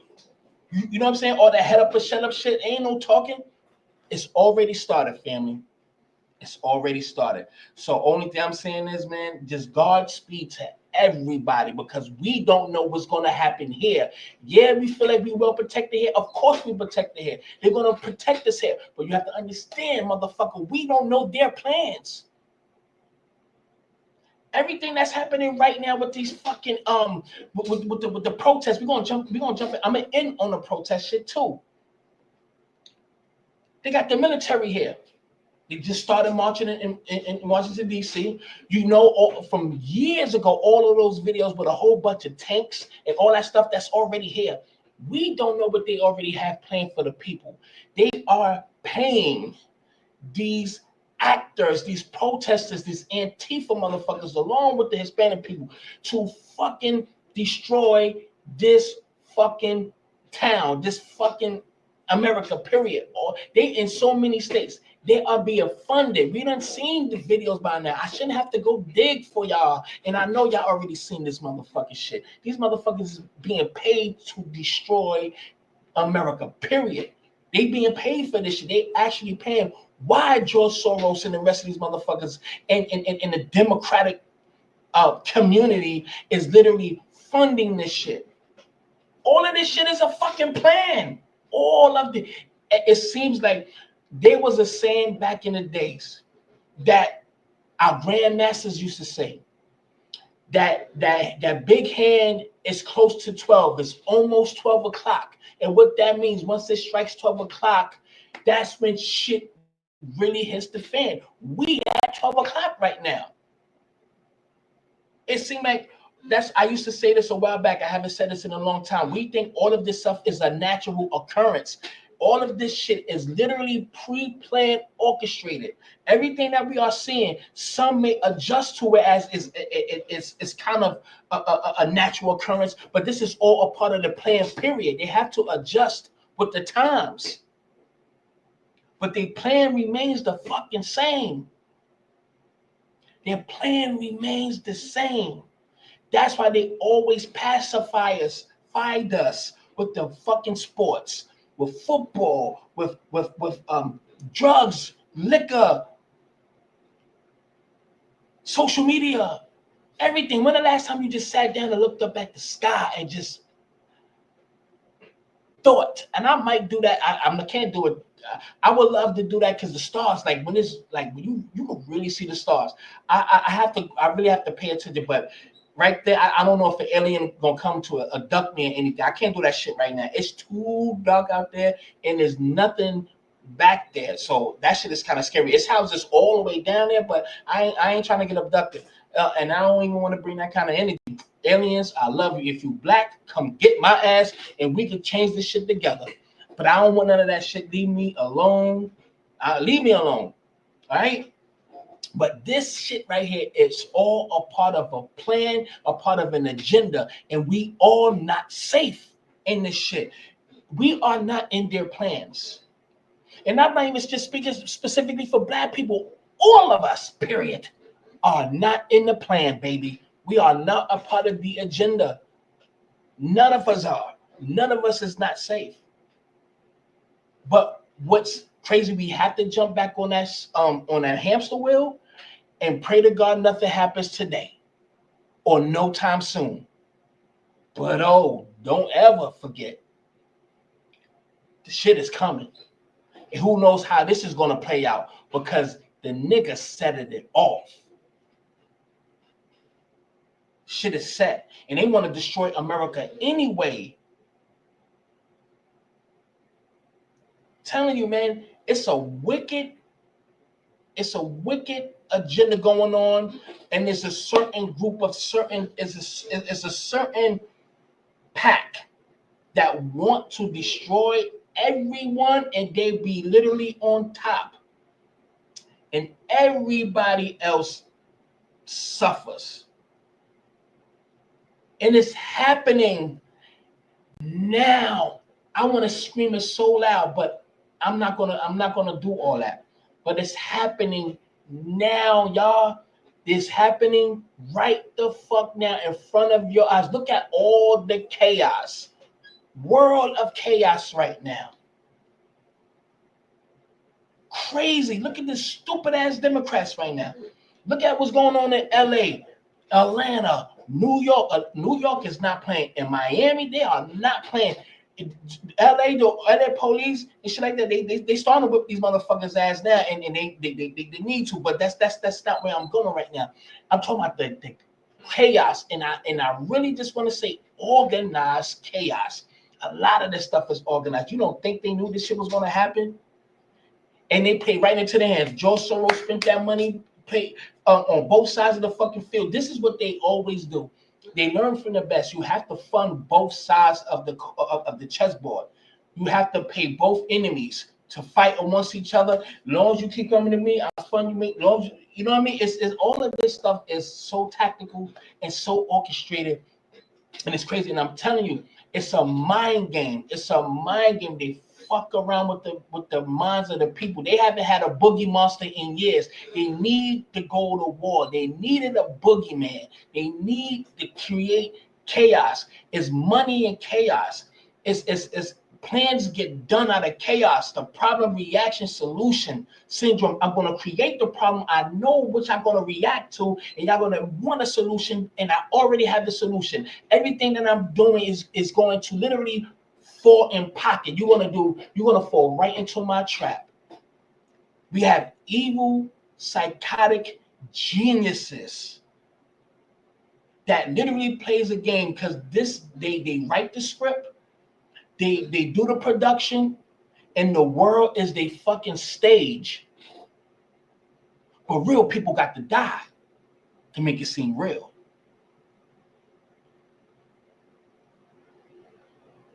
We definitely living in the last times. We are definitely living in the last times. Who knows that last time gonna be this month or the end of this year? Who knows? This shit is regular. So I don't know. That's why like footage like this makes me question if that's real or not. That's just me. I'm not you, you not me. Don't listen to me. Take what you feel is in your heart. Because right here, look, black people, if all of us that's in here, I don't care what color you are, we right here and you see this stuff, would you be sitting there cheering and shit like that? Hell no. We be on a Greyhound trying to go somewhere. We be in the car out somewhere. I don't know. I would dig up a hole in the fucking woods somewhere and lay in it. I don't know, but I don't know. That's just crazy to me, man. But you see, I wanted to say this too. We're gonna get back to that. But you know how they play the mind game with us with the presidency. Joe Biden.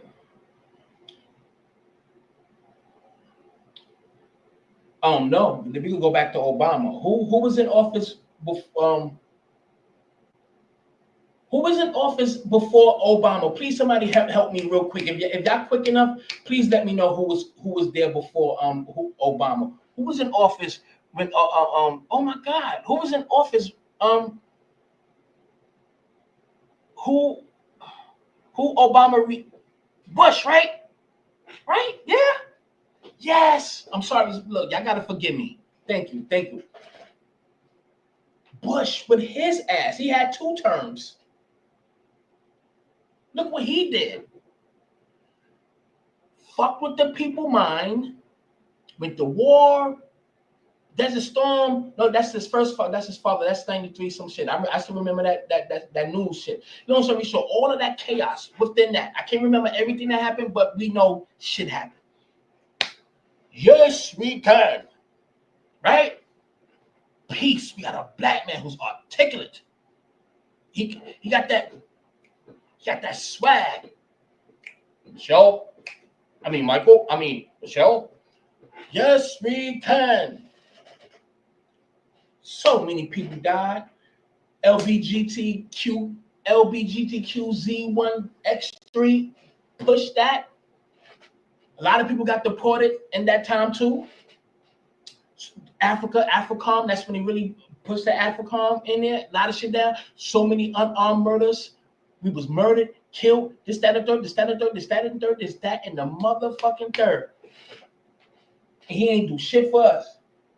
So now, that was kind of traumatizing. Then who came after Obama? Joe Biden. Joe Biden gets in. When he told Al Sharpton and the rest of them niggas on that Zoom call, because COVID was like at that time, you're gonna work with the Hispanics and shut up, nigga, and dribble and do what I tell you to do. Looks what's happening, right? All the stuff that happened with the immigrants and all the stuff that happened while Joe Biden was in office, all of that. Now we want Trump. You see how they mentally play with the minds of the people. No, excuse me. No. Wait, no. Trump and then Biden. That's what I'm talking about. Trump. Then we get the tiki torches. Drastic. Everybody going crazy. What the fuck is that? We need a change. And went from some peaceful shit with Obama a little bit, even though it was drama with that. A lot of unarmed people was murdered. So many people of us being murdered. This nigga ain't do nothing, ain't say nothing. If Trayvon Martin, if I had a son, my son would be Trayvon Martin. All that bullshit. And now we got Trump. Look at the chaos. The racial, the people getting hit by a car. The lady that got hit by a car, this, that, and the third. The tiki torches. So much shit. January 6th, this, that, and the third. We need a change. Joe Biden.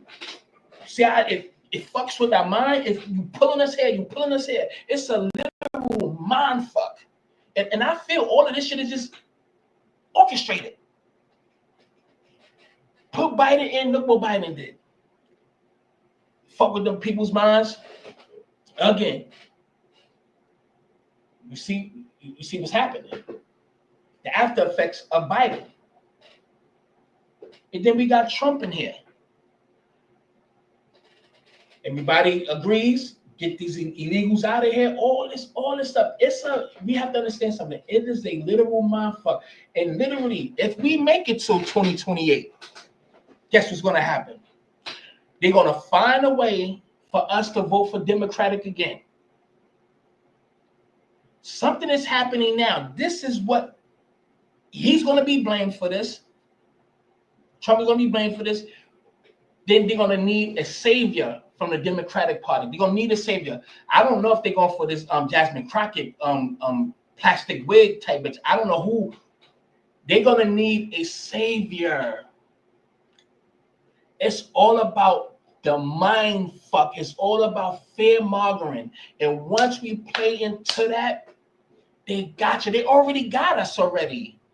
They got us with the food. They got us with the cereal. They got us with all the candy, all the nasty, toxic ingredients that they have. We all fucked up, including me. We all fucked up, whether you believe it or not. So all of this shit is a mind fuck. We are living in a real life movie in real time. We are really living in a fucking orchestrated, scripted movie, and we all are the characters.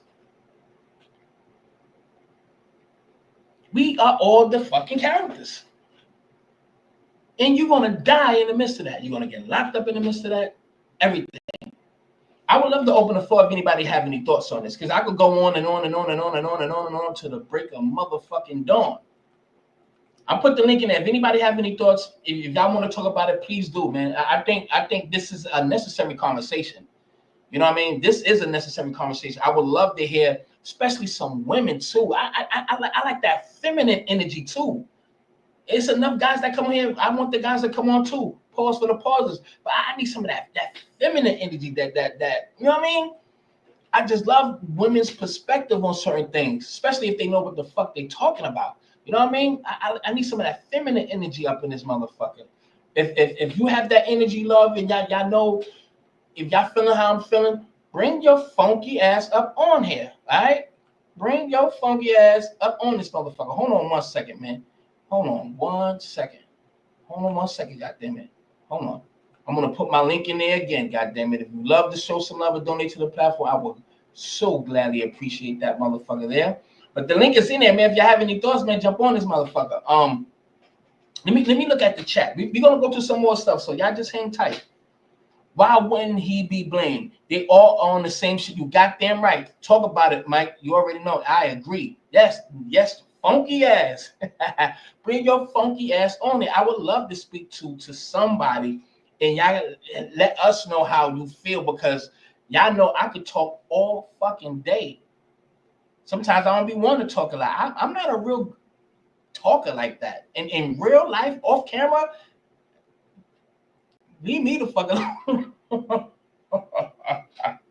I'm a dick sometimes, man. And it's not even, I don't even try to be a dick. I just don't like people like that. Shut up, Mike. Just you know, I have no smoke with nobody. I love all people. None of those presidents are real. Hold on, let me highlight this.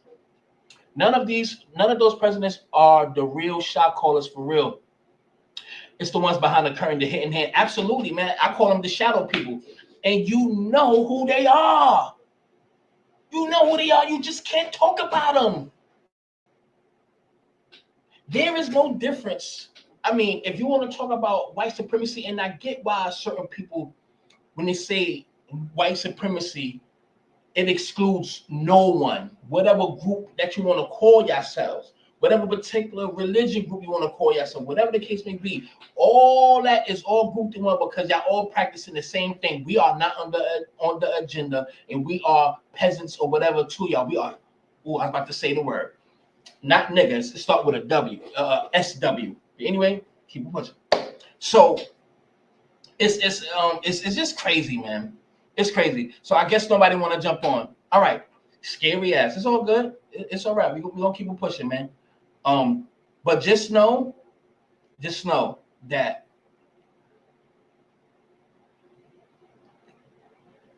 at some point they're gonna press that reset button. At some point, it's gonna be war on this land. And the question is going to always remain the same. Are we prepared? Are we prepared for this? And I ain't got nothing to do today. So I'm gonna rock out tonight. So I'm gonna be here for some time. I'm gonna be here. I'm gonna fuck with y'all. I mean, if y'all want to rock with me, rock with me. I'm gonna be here for a minute, man. Yeah. So forgot what I was talking about that fast. Oh yeah. We really have to understand that we don't know what's gonna fucking happen, and we definitely not a part of the plan, but something is going to happen, and we are seeing this shit in real fucking time, son. We seeing all this shit. Okay, we got somebody. All right, peace, power moves, peace, King. What's up, family? I appreciate you. What's up? Peace, power, on purpose, my guy. Yes, sir. Look, you've been cooking since you've been on for real. So I'm like, let me jump on because I was saying a lot in the chat. Yes, sir. Just just flowing with you. But I'm like, you really cooking, and it's real refreshing to have somebody that with that same mindset. Because I was saying to myself something you hit on earlier. Man, if you out here lost in the sauce, you not hip to what's going on out here. That's a bad spot to be in for real. Because really, at every these things got these. Every aspect of like of our life, no matter what it is, like the food, just whatever it is, the economy, just the political. It's like games being ran on us at every aspect of our life, even to the minute parts you wouldn't even think for real. So it's like if you lost in the sauce, you in a bad position. So you really got to be on point, and even if you on point, you got to be extra sharp for real. Yeah, and that's true because some people. Somebody told me a real long time ago, when you grow, the older you get, the wiser you should become. Everybody has their own way of thinking and stuff like that, but you have to know what you're talking about. You have to know more than your surroundings, your neighborhood. You know what I mean? You have to have a broader mentality because reality, what's going on in our neighborhoods, in our circumference, close proximity, that's reality too, absolutely. But there's a bigger agenda that's the real reality that really dictates everything that goes on in our community. So that should be something we all should take time to really understand what's going on. So you're absolutely right, family. You know what I mean? Yeah, and that's something people gotta realize. Like you said about the shadow people. It's like they put these, like you said, we all characters in this movie for real. So it's like they put characters in front of us that's really you got a lot of puppets and stuff like that, like influencers, like actors, athletes that they use to like persuade votes and stuff like that. So it's like it's just crazy, man. It's like a lot of these people are really not the shot callers for real. You know what I mean? It's just crazy because it's like all this stuff is like I said, it's not a coincidence. And then they say like, oh, that's some conspiracy theories. That's kind of like dismissing, like, oh, this he crazy. I ain't trying to hear that. But the same patterns and the same things we keep seeing from years ago, even when like athletes and entertainers being killed by fake suicides, and we saying plane crashes, and we saying just all this stuff just keep happening, and yet people still being blind to it as if like, oh yeah, that's just something that just happened again or whatever. I'm just like, you can't be that green for real. I'm like, it's really, that's why I said check out the movie Wag the Dog with Robert De Niro. The whole movie is about. Somebody else said that shit yesterday. Wag the fucking dog. You the second person that said that shit. It's a must see because that was in '97, right? We're in 2025, so they was showing you how they was using distractions back then with the little bit of technology they had then. Like you said, we're in a whole different time now. So I was with my pops the other day. He like, man, I'll be watching TV. I don't even know if they real people for real. He want to be like, man, this chick is cute. But he like, I don't even know if I can say she cute because she might not even be real for real. And it's like I live here in Baltimore. I grew up in the hood, but I live in like a nicer part of the town. Shout out to Baltimore. You heard the Dun Dog? I know you heard the Dun Dog. My family. Oh yeah. Dun Dog. But go ahead.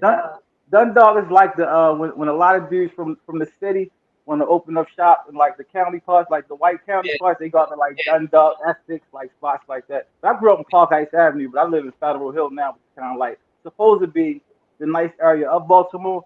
But man, recently, like my brother, he's like, man, I'm gone. He's like, is there some shit going on in Baltimore, like that I'm saying that just ain't right for real? Like they let these juveniles just do whatever they want. I mean, the open drug markets, but like even the neighborhood that I'm in, it's a lot of affluent people or whatever. They starting to bring it over here now. So I'm like, and it's just like it's all like you say, it's all scripted for real. So it's like, but now they just letting it wisdom. Man, if you can read, if you ever on Instagram, you go to murder_ink_bmore, and it just show you the daily stuff that happens or whatever. Yeah. A lot of stuff you can't even make it up for real, man. It's like they said kids that was born after like 93 in Baltimore got high levels of lead for real. So I grew up with lead babies for real. And I'm sure you know it's the same thing in every city for real. You know how it is. So it's like you got some crazy motherfuckers running around here for real. And these young motherfuckers, man, these little motherfuckers. Man, when I was younger, we was about getting money. We was claiming blocks. They got this gang shit going on now. They got it's just crazy now, man. Like that shit crazy for real. I mean, I can tolerate it, I can handle it. But I'm like, I'm getting the mindset like my bro, like, hold up, man, I'm not gonna put myself in the fire. You know what I mean? It's my city, I love it, but I'm like, I see the game being played, so I can't play the fool if something happened. Like, if you know better, do better. But it's like I'm not really trying to run or, you know what I mean, nothing like that. At the same time, it's like you see the game being played for real. You know what I mean? It's crazy. They raising property taxes. There's all kinds of the water about to go back up next month. Just all kind of just a lot of shit they got going on in the city for it right now. Yeah, it's wild. Somebody just said this Black World Traveler. You said you just moved from Dundalk. You said you hated it. Yeah, man. Yeah, it was kind of crazy, man. Some of my family's from Day Village out there. At Day Village, I used to be out there when I was young, and my grandfather actually got murdered because of a shootout. He saved a little girl. He got off the bus, and these dudes was shooting out, and my grandfather Pop, call him Pop. He dove and jumped on this little girl. I think she was, I forgot the age, but she was like probably 12, maybe 7 or 8, 9, whatever the age was. She was very young. He dove on her and took bullets, and he passed from that. So yeah, it was kind of crazy. Yup, late 90s, like I think 99 this happened. Yep. Yeah, I was born in the 80s, so I would say I came up, I jumped off the porch probably like 91. So from like 91 to like 99, it was a different time. Like we had a nice run. After like 2000, shit just got crazy. I'm like, you know, I came up young in the midst of it. I've been shot in the face, caught in the crossfire, the dice game, all kinds of stuff. So it's like I'm 45 now, but I would say the last 5 years, like right before COVID, I really switched over and was like, I'm gonna do the right thing. I'm not trying to live in that world. I'm too old for this shit. But it's like it's hard to kind of, even now, like the last few, I still get tempted all the time, like to do certain things because I'm like, I see the opportunity there, but I'm like, I'm not trying. I can't straddle the fence. It's either go all in or not. So I'm like, I know what that's about, so I ain't trying to go there for real. And then that's part of like the whole system anyway. Like I fell into that. You know, I was born in Section 8, the school, the prison pipeline. All that shit is real and systematic for real. Yeah. And it's just, you gotta be, if you're not strong-minded, actually, it ain't hit me till I got like 40 where I really started changing my ways. So people see me now and be like, they be on edge when they around me. They like, I'm not used to seeing this cool, calm, power move. They used to be the same. Right. Right. So it's crazy, man. And bro, we blessed to even make it this far for real. Yeah. And I always say I'm glad I don't look like what I've been through. Right, exactly, man. Yup. It happens. And I be thinking to myself when I be walking around, this shit don't even seem real now. Like it's so different. The people act different. It's just this shit don't even feel real half of the time when you just walking and you just engaging in with people and seeing what they're doing. It seemed like people just so lost. It's like I don't know. This shit just it don't feel the same as like how we grew up. This is a whole different time zone or Twilight Zone or some shit. It's just so different, man. We was never on edge as like how we are now. Like we It's was a weird. little more laid back and it was cool, you know, years ago. But now it's like you gotta be on edge. It's like even though I live in a nice area, every time I step out the door, I'll be like, let me have my sword because I'm ready to slay some demons. So it's like I can't even open. I try to open the door for a guy at the gas station the other day. He coming at me crazy. He like, man, don't open the door for me. Do I look like a bitch or something? I'm like, bro, I'm just gonna open the door for you. He's like, I don't even open the door for I don't hold the door for my girl. I'm like, bro, I'm saying to myself like 5 years ago we'd I'd have dealt with you. I'm like, right now I walk away. I'm like, as long as don't nobody put their hands on me, you can talk crazy all you want for real. Right, man. Yeah, yo. So it's crazy we gotta deal with that though. Yeah, but in closing, just give your whole overall thoughts on everything that what I was talking about in closing. Your thoughts. Everything you said. For one, Dr. Umar, that shit was an inside job. And I'm just saying how people are still being bamboozled by this clown for real. Now, when he first came out, I hung on to his word. I'm like, the brother doing a good thing. I didn't send him no donation. I'm like, let me see how it actually play out first. Because, you know, I can see somebody coming a mile away with their game or whatever. So I'm like, I'm just ain't going to jump out there. So for first couple of years, I was rocking with him. Then I'm like, hold on, I'm starting to see certain patterns, certain things. Then I'm seeing recent stuff. I'm like, he is a fucking clown for real. So I'm like, if people still saying what's going on and they still sending him donations of money, that's just on you playing the fool, or you just don't want to feel stupid and be like, you know what, I support him. He on some BS. I'm gonna let it go. That's on Dr. Umar. He on one. I'm gonna say that goofy on one. As far as the plane crashes, like I said, the whistleblowers were Boeing. They ended up dying, just like the United Healthcare guy. And it's something planned behind everything that happens for real. So it's like we seeing a lot of these plane crashes. We never seen at a high rate how we seeing it now. So it's like, what was behind that? So it's like, okay, Boeing mass-produced planes, and a lot of them was faulty because they was getting undercut by some of the smaller companies like, you know, like Spirit and others. So they like, hold up, we got to get more planes out there so we can get more work out there. So it's like, all right, I got a whole brick, right? I'm putting a whole brick out there, but I know the whole brick is garbage though. Right. But I'm gonna put a little cut on it, so some of it's gonna be all right. So you might get an onion over here that's good. You might get an onion over here that's a little bad. You know what I mean? So it's like they putting they putting that dirty work out there. They putting that dirty work out there, knowing what the consequence is. But it's like you said, we just casualties of war for real. Yeah. You know what I mean? So that's on that part. But overall, man, bro, you was cooking. I appreciate your content for real. Every time I get a chance to log on, I'm engaging because I'm like, this is refreshing for real to have somebody, you know, that you feel that's like-minded, to be around like-minded people. Because even being around friends and family and certain people you even came up with, they still might be on some same dumb shit. I'm like, bro, I'm trying to show you this move over here, and you pulling me over here, and I'm like, so like you said, I know a million people, but I really don't fuck with nobody these days. I really be in my own world for real. I be in my crib chilling. I don't be careful who I let come through here. Be careful where I put myself at. Like even going out there was crazy. Like so just overall, you just got you know better, do better, and just move different. You know what I mean? That's all I can say. And I appreciate you, my G. Hey man, I appreciate you, man. Thank you for tuning in, man. You stay up, man. Definitely. Stay safe, man. Peace. Definitely. Yeah, man. That's what's up. Salute to the homie. Appreciate him. What else I was just about to say? I was just about to say something too. Yeah, and when you have this kind of mindset, right? People don't want that energy around them. Some people just want to be around so much negative energy or stuck in a fucking time zone or stuck in a box. You know what I mean? You know when you're around people, you got to talk about the same shit. Ain't nothing wrong with doing that. I was around that, but to have another perspective about something, to really like talk about life, the current events that's happening, and trying to dissect to see who's the hidden hand behind this stuff, or this, that, and the third, this, that, and the third, this, that, and the third. And it's so hard to even, people don't want that kind of vibe around.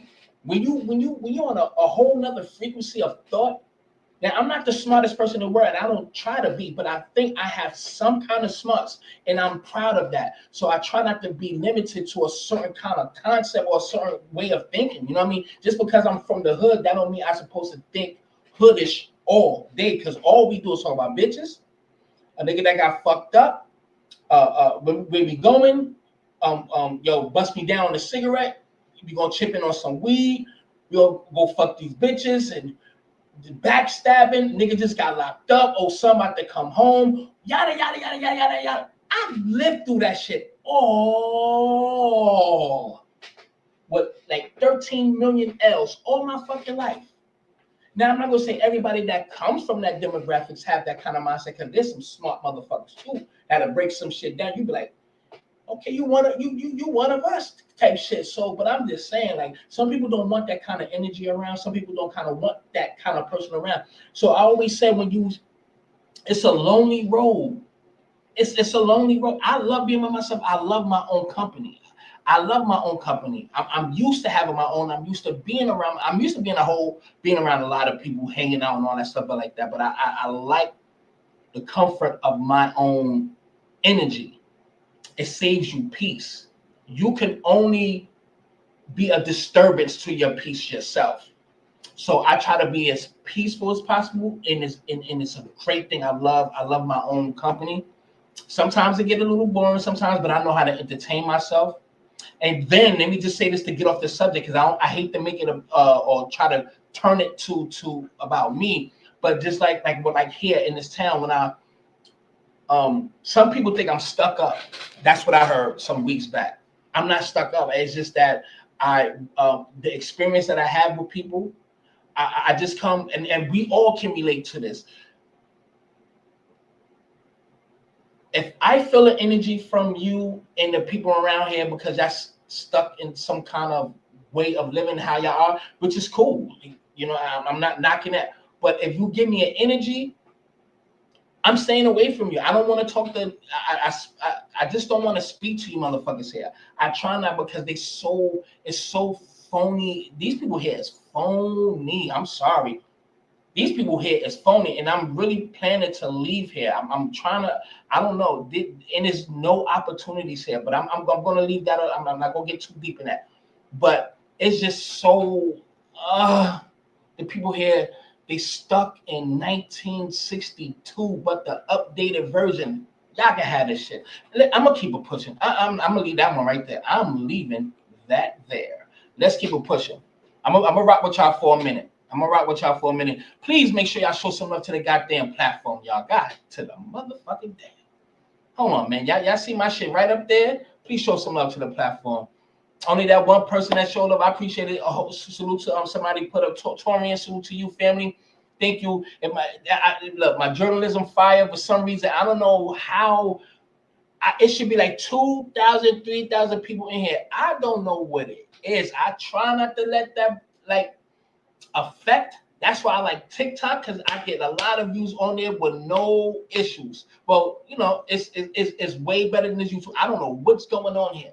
But I know I got some good content. I know I speak some good stuff. Maybe I need to switch up a little bit or whatever, but I try to switch up as much as possible. But I don't know, son. I really don't know what it is. I don't know if it's hate, because some people don't.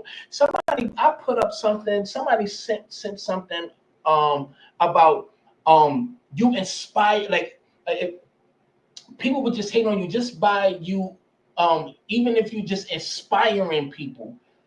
Some people just don't like you just for who you are, and you never did anything to them.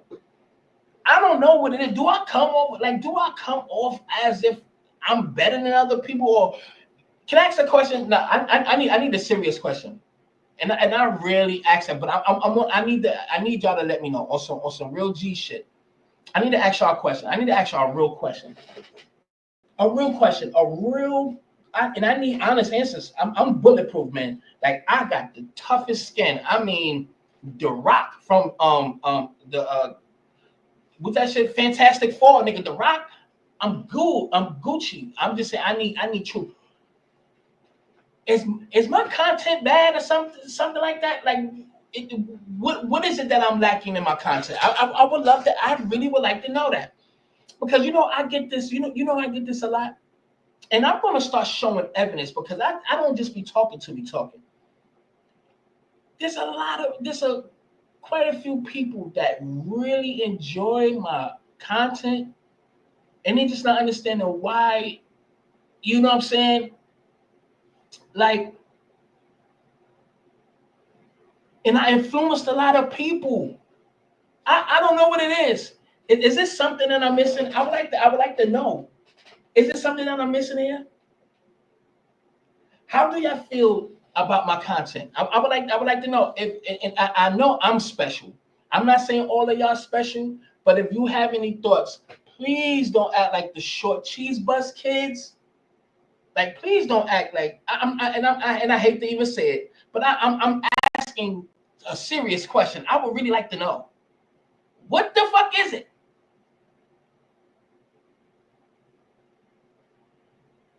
A lot of people copy from me, bro. I've seen it on so many occasions. I influenced a lot of motherfuckers, bro. I know I have. I definitely should be bigger than what I am. I'm trying to figure out what the fuck is it. I'm trying to figure this one out because I see certain things and I'm like, yo, these niggas is really not that good. You know what I mean? Okay, I don't judge it, definitely don't hate. But I'm like, God damn. Like, what? I'm trying to figure out what is it. I really don't get it. Son, I don't know. I mean, it's enough people in here. I'm only getting 2 answers. I would really like to know. Because I don't get it. From Milwaukee, all right, salute. Most people do weirdo shit for content. Yeah, I try not to. I don't try to do that crazy shit. You know what I mean? For content and anything like that. You know what I mean? And I think it's because I don't know if it's because I'm too real or whatever. I know I keep it 100. I don't know. I don't. And see, when I'm talking about it, just dropping. I really think I have. I'm gonna try not to say it. I don't know if I got more haters. I think I really do got more haters than supporters. I really don't. I don't get this shit. I don't, man. I really don't. That's why I'm writing. I'm doing other things too, man. I'm just not just looking like sometimes when things is not working, you have to change, right? So I am. I just can't say everything right now, but it's happening.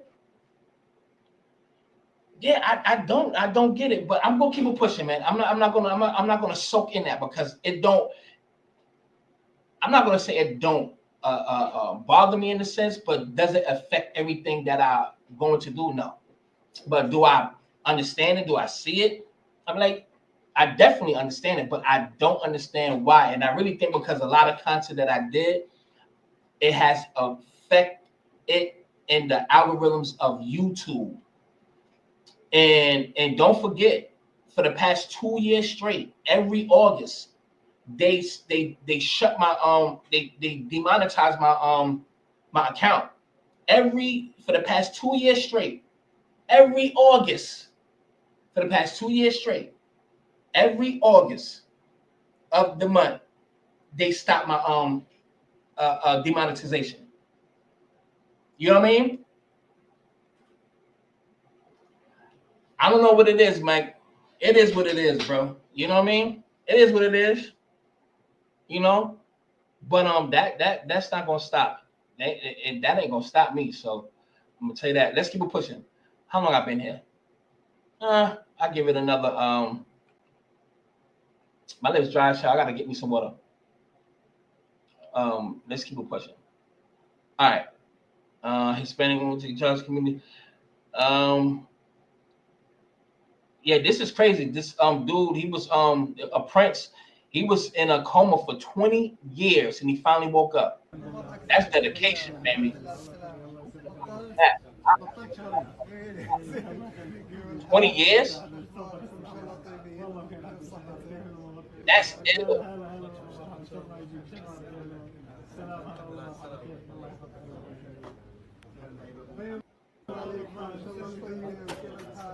Oh shit. Yeah, that's ill. That's crazy. Oh, okay. So salute to that. Yeah, I did a video on this, which was viral on TikTok. Please make sure you follow me on TikTok. It's not reward in being the best girl. It's not a trophy in being the best wife. I don't like that song, but this is the guy who actually got murdered 2 weeks or so after this video, laying in the casket, and he works in, it's called the Denny's funeral home. And not to say that's what he, you know, he played the part, and it came to fruition. It's almost like he spoke it into existence, and God has put you around death to let you see death every day, more than a lot of us have seen in a lifetime. So he's showing you how short your life can be. You dig what I'm saying? I mean, his body looked good. Pause for the pauses. I shouldn't have to say pause, but you know, they fixed him up nice. When they laid him to rest or whatever. But God put you. He gave you a constant reminder that life is precious and don't play with death. So by him laying in that casket, and then 2 weeks later, you get gunned down and murdered. I know I'm not saying it's karma, because in a lot of the comments, people that know him says he's a good guy and he loved life. I'm pretty sure he has. But see, we done seen people get shot or know people that got shot, and you go to their wake and go to these funerals and stuff like that, and we really don't see it until somebody else has died. But you have a constant reminder of that. You have to embalm these bodies and fix these bodies up, put makeup on and clothe them, and you know what I mean? And soften someone. And I don't know. I mean, that's just a thought, but God bless his soul, man. You know? And I'm not gonna say it's karma, but I don't know, man. Karma, I mean, excuse me, you can't play with the other side like that, or mock or mimic. I don't know. I'm just gonna leave that alone. But God bless him. God bless him, though. Police is not playing with these motherfuckers.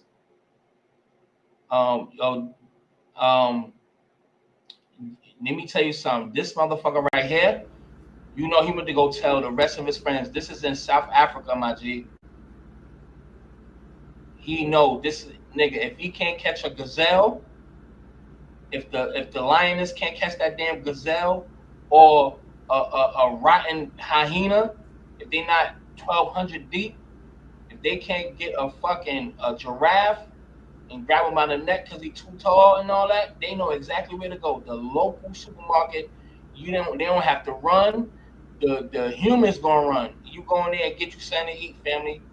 They better put electric barriers around the fucking store now, because you know he coming back.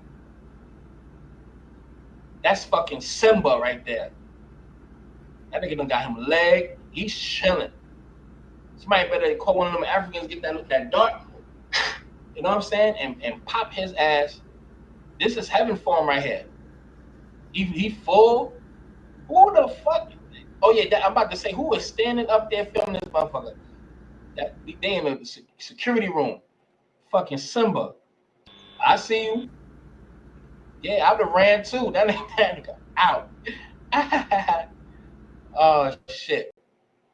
Oh yeah, I wanted to say something about Rihanna. I mean, one thing about Beyonce, I'm pretty sure some of y'all already know by now, but Beyonce team and her has always listened to the grassroots, man. Always. She's always been in tune. She just do it in her art and her music. Look what she got on. Ooh, excuse me. Let me turn this down because this shit gonna be loud. So you ain't gonna hear no music, and plus I can't play it anyway. But look at that. She's always in tune. She know about her blackness. She's always in tune. She's always in tune. Don't ever sleep on her. She's always in tune. That's the real Black American heritage flag.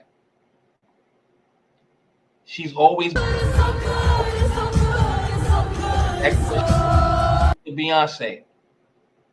Now,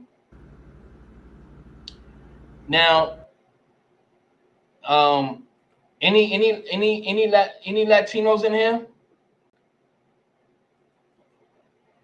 Thank you. What's your name? I can't even see. I need my glasses. That's crazy. Key Red. Thank you. Let me read what you said. You said, I know you don't like the super chat, but I want to see you this. Well, I want you to see this. Like, you're very relatable. This big Jersey salute, King. Top tier journalist for real, man. I tried, man. Thank you. But you know what I'm gonna say? I love PayPal or goddamn or Cash App. But again, I always appreciative, man. Always. Thank you, sir. Let's keep it pushing, man. Before I get up out of here, man. Listen, man. I don't know if there's any Hispanics in here. It is what it is. But we do have to get certain things clear. I like this one right here. Damn, those are bars. These Mexicans need to do their homework. Talking about this is stolen land. America stole this from Mexico. No. Spain ruled Mexico for 300 years. Oh, I forgot. Y'all didn't get in control until after fighting Spain for 300 years. Then, you broke motherfuckers, sold it to you, the United States. Phoenix, Texas, all the motherfuckers, all them states, New Mexico, California, y'all sold it for $15 million. And to be honest with you, it was a black man that ruled Mexico, the Spaniard. Y'all killed him. And that's when y'all took control of Mexico. So, I don't want to hear that shit. Y'all sold California and all these other states over here for $15 million. Go do your homework. Yeah. Let's keep it pushing. That's the Kenneth play behind the scenes footage. That's dope. That should make me want to watch that shit tonight. You look so good. You're long South guy. Ain't my type of hype. He's a really good man. And no, I don't want to say the country. When he comes back, if I send him back, he's going to die. They say ain't my type of hype, baby. he's going to be killed. My type of hype. And ICE is going to arrest him. That's my shit. Now, this African right here, he's being sent back. Okay, come on me. You're gonna come over here. Hey, I will meet you downstairs. I'll meet you downstairs. Yes, sir. And their excuse is that they're gonna get killed when he go back, and that's just their excuse. There's a video. I think it's on here. Hold on, I think it's coming up.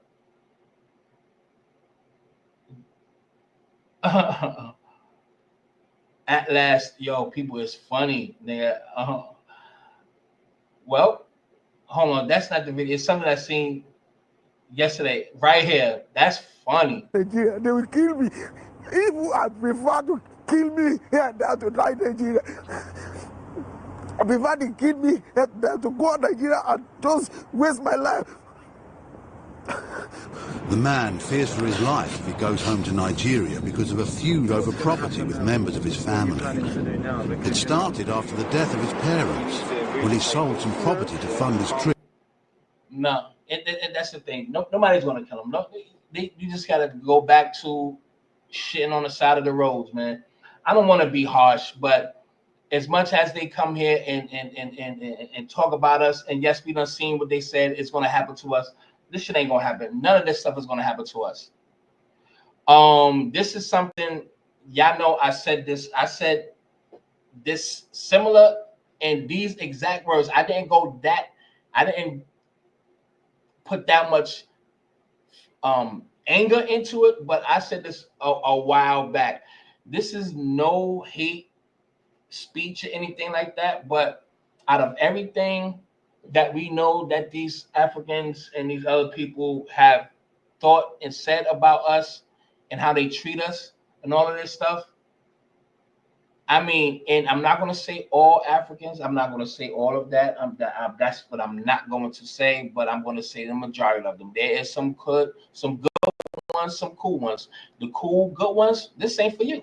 Great day for me. Have y'all seen that video of that African lady talking about how much she hate black people? Ooh, I love it. I love it, because guess what?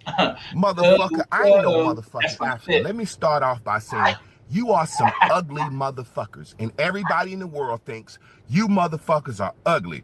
Maybe over there in Sudan or Ethiopia, but you motherfuckers that come to America are some ugly motherfuckers. Now let's start number 2. Every job I've worked with Africans, you motherfuckers are some of the laziest, slow-walkingest motherfuckers I've ever seen. And then you act like you don't understand shit. But let's get into it. I ain't gonna hold you. When I was working at Walmart, we had this African dude. He was a big guy.